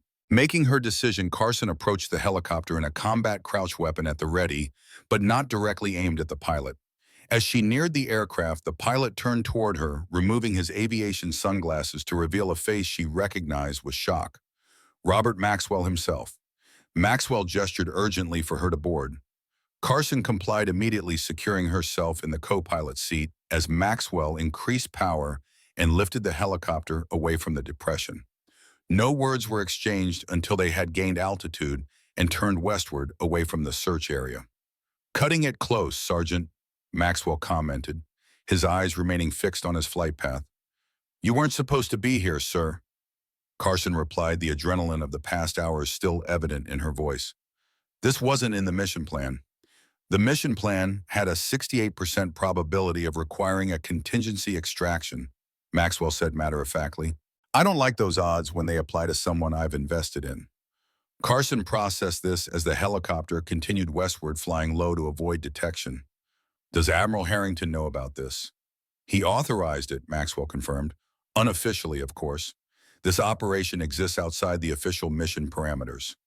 The team, the hostages, successfully extracted. All hostages alive, though two require medical attention. Captain Miller's team suffered one minor injury. They're already en route to the forward operating base in Kuwait. Carson fell silent, absorbing this information while the landscape blurred beneath them. After several minutes, she spoke again. "You expected this to happen. The contingency, the compromise. You had this extraction prepared before we even departed." Maxwell's expression remained impassive, but something in his eyes confirmed her assessment. "I've been in this business a long time, Carson. I've seen enough operations go sideways to know that the best plans are the ones with the most backups." Carson studied his profile, the weathered features illuminated by the last rays of the setting sun. "Sir, can I ask you something?" Maxwell nodded, once his attention still primarily focused on flying. "How did you know my father? Really know him, I mean, beyond the official records?" Maxwell was silent for a long moment, and Carson thought he might not answer. When he finally spoke, his voice carried a tone she hadn't heard from him before something more personal, less guarded. Your father and I served in different units, but we found ourselves on joint operations more than once. In special operations, you develop a sense for who you can trust absolutely when everything goes wrong. John was that person for a lot of us. Not just because of his skills, which were extraordinary, but because of his judgment. His ability to see the right course of action when everyone else was lost in the chaos. Maxwell adjusted their course, slightly checking instruments before continuing. The compass I gave you, he carried it on every operation. Not because he needed it for navigation, but because it had belonged to his father in Vietnam. He said it reminded him that no matter how deep in enemy territory you might be, there's always a way home if you keep your bearings. Carson's hand moved unconsciously to her vest pocket where the compass now resided. Thank you for giving it to me. It belongs with you, Maxwell said simply, just as your place is with the team's. Your performance today proved that beyond any doubt. They flew in companionable silence as darkness fell completely, the landscape below now visible only through the helicopter's night vision systems. Carson felt the full weight of the day's exertion settling on her physical and emotional exhaustion, combining to make even keeping her eyes open a struggle. Rest, Maxwell said, noticing her fatigue. We have a 3-hour flight to the secure airfield. From there, a military transport will take us back to Fort Bragg. Admiral Harrington will be waiting, Carson asked, already feeling consciousness slipping away. Along with a lot of people who are very interested in your performance today, Maxwell confirmed. But that's tomorrow's problem. For now, you've earned some rest. As the helicopter hummed steadily through the night sky, Carson surrendered to exhaustion. Her last conscious thought was of her father's compass guiding her home just as Maxwell had said it would. The military transport touched down at Fort Bragg under a sky washed with the pale light of early morning. As the ramp lowered, Emma Carson emerged alongside Robert Maxwell, both still wearing the dust of the Syrian-Iraqi border on their tactical clothing. The 48 hours since their departure had left visible marks on Carson, a sun-scorched face, a slight limp from a twisted ankle during her evasion, and the subtle but unmistakable change in her eyes that came with combat experience. Waiting on the tarmac was Admiral Harrington, flanked by 2 officers Carson didn't recognize. Their insignia identified them as a Marine Corps general and a CIA deputy director, high-ranking observers, who had clearly come specifically for this debriefing. "Welcome back, Sergeant Carson," Harrington greeted her formally. "Glad to see you made it home?" "Thank you, sir," Carson replied, fighting the exhaustion that threatened to overtake her now that the mission was complete. "Status of the hostages?" A hint of approval flickered in Harrington's eyes at her first question. "All 4 stable and receiving treatment. They're expected to make full recoveries. Captain Miller and his team have already provided their initial reports. Your actions are credited with making their extraction possible." Carson nodded, accepting this information with professional detachment. "I'm ready for debriefing, sir." "Medical evaluation first," Harrington countered. "Then 24 hours rest. Debriefing can wait." "With respect, sir, I'd prefer to complete the debriefing now while the details are fresh." Harrington studied her face, noting the determination behind the fatigue. After a moment, he nodded. "Very well. Abbreviated debriefing, now followed immediately by medical evaluation and mandatory rest. That's an order." The debriefing took place in a secure conference room with only Harrington, Maxwell, and the 2 visiting officials present. For 90 minutes, Carson recounted the operation in precise detail, her actions, observations, and decisions throughout the mission. Her report was clinical and comprehensive, delivered with the disciplined clarity that had become her trademark. When she described the critical moments of covering the team's extraction, the Marine general interrupted with a direct question. 6 hostiles eliminated in under 4 seconds at ranges exceeding 1,500 meters under adverse wind conditions. Is that assessment accurate, Sergeant? "Yes, sir," Carson confirmed without elaboration. "That's unprecedented," the general remarked, looking to Harrington, "even among our most experienced snipers." Harrington's response was measured.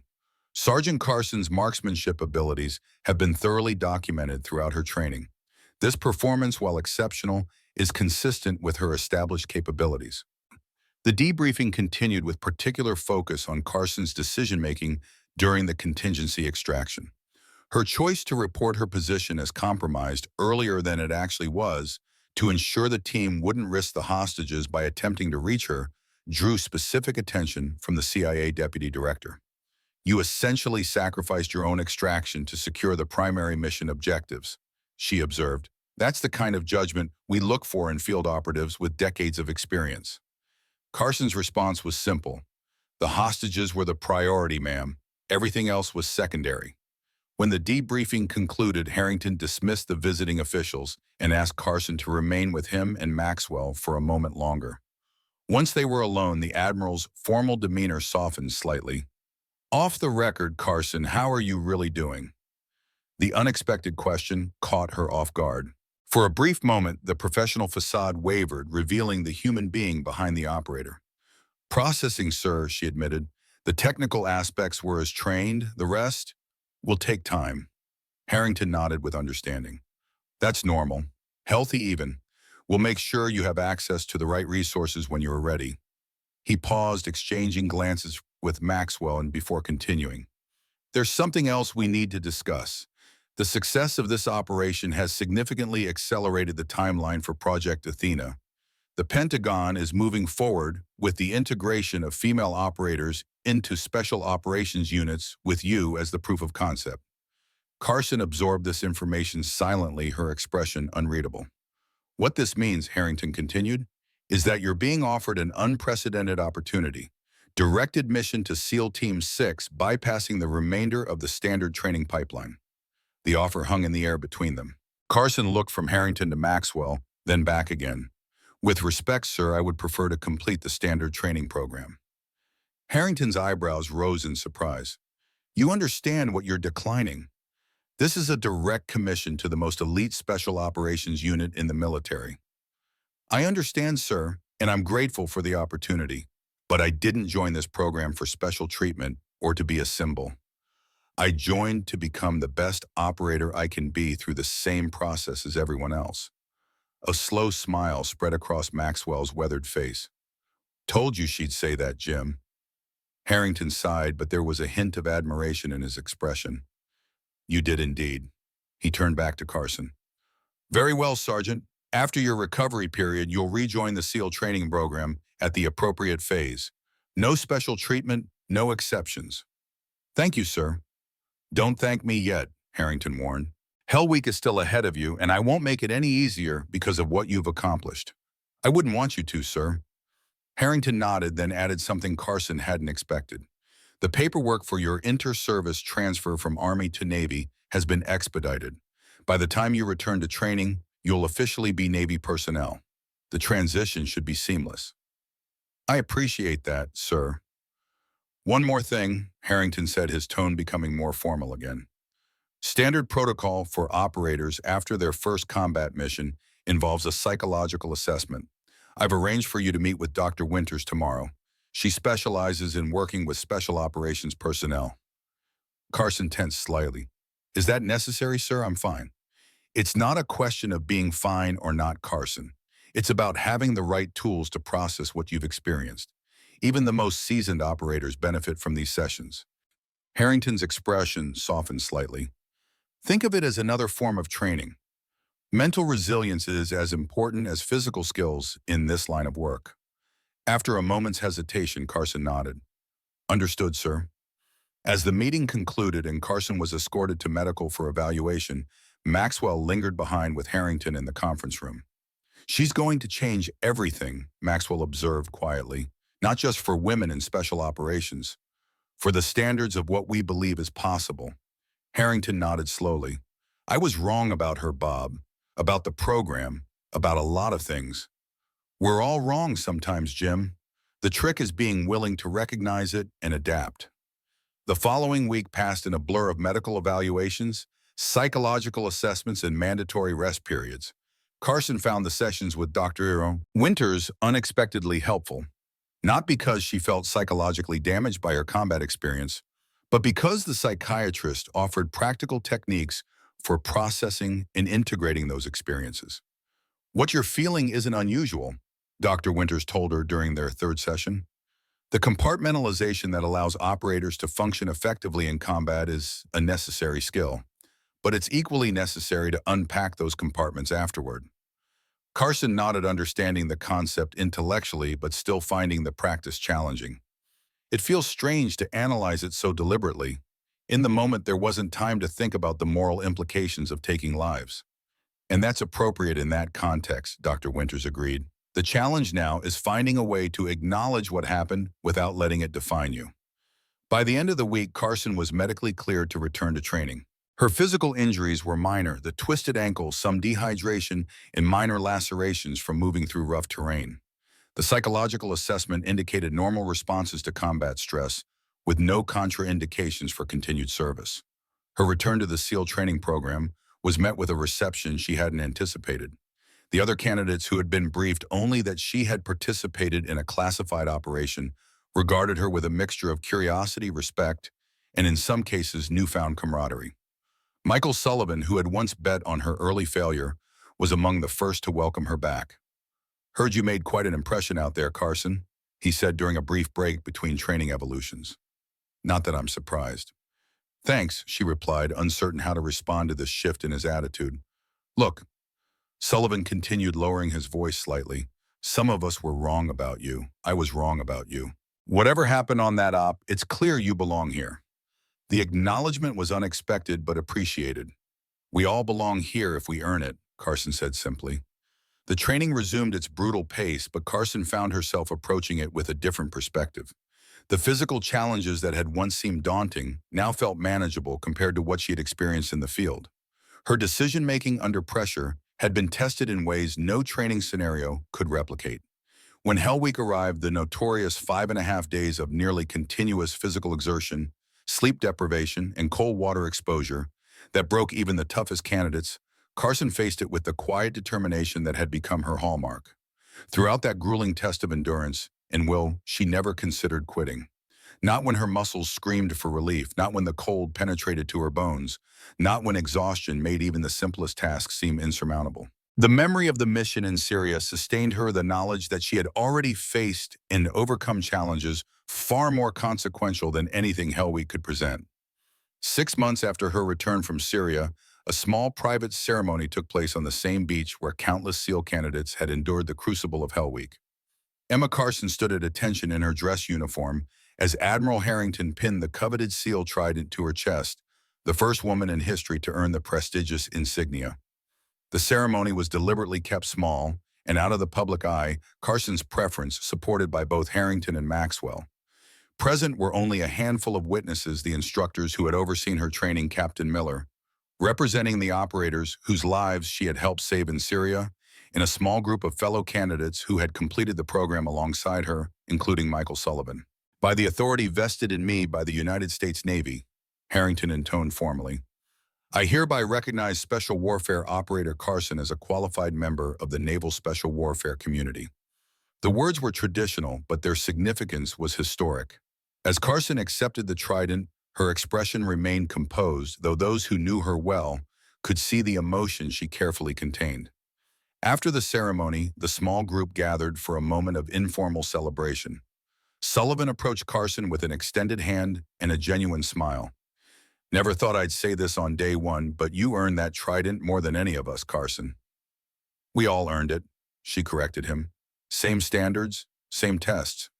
Not all of us had to prove ourselves on a real-world operation in the middle of training," Sullivan countered.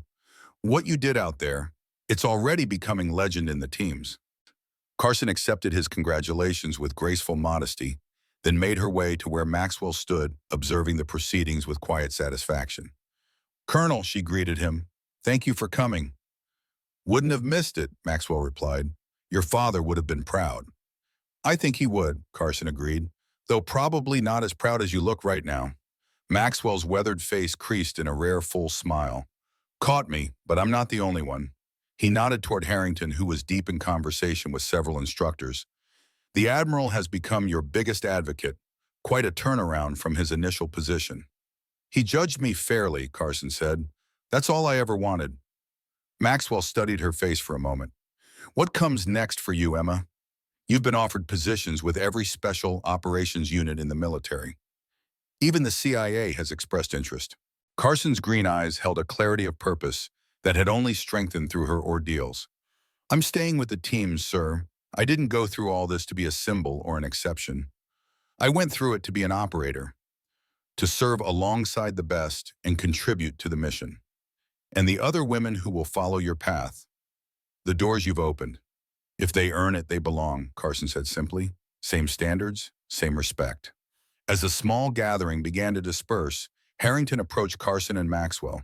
His formal demeanor had softened, the ceremony complete.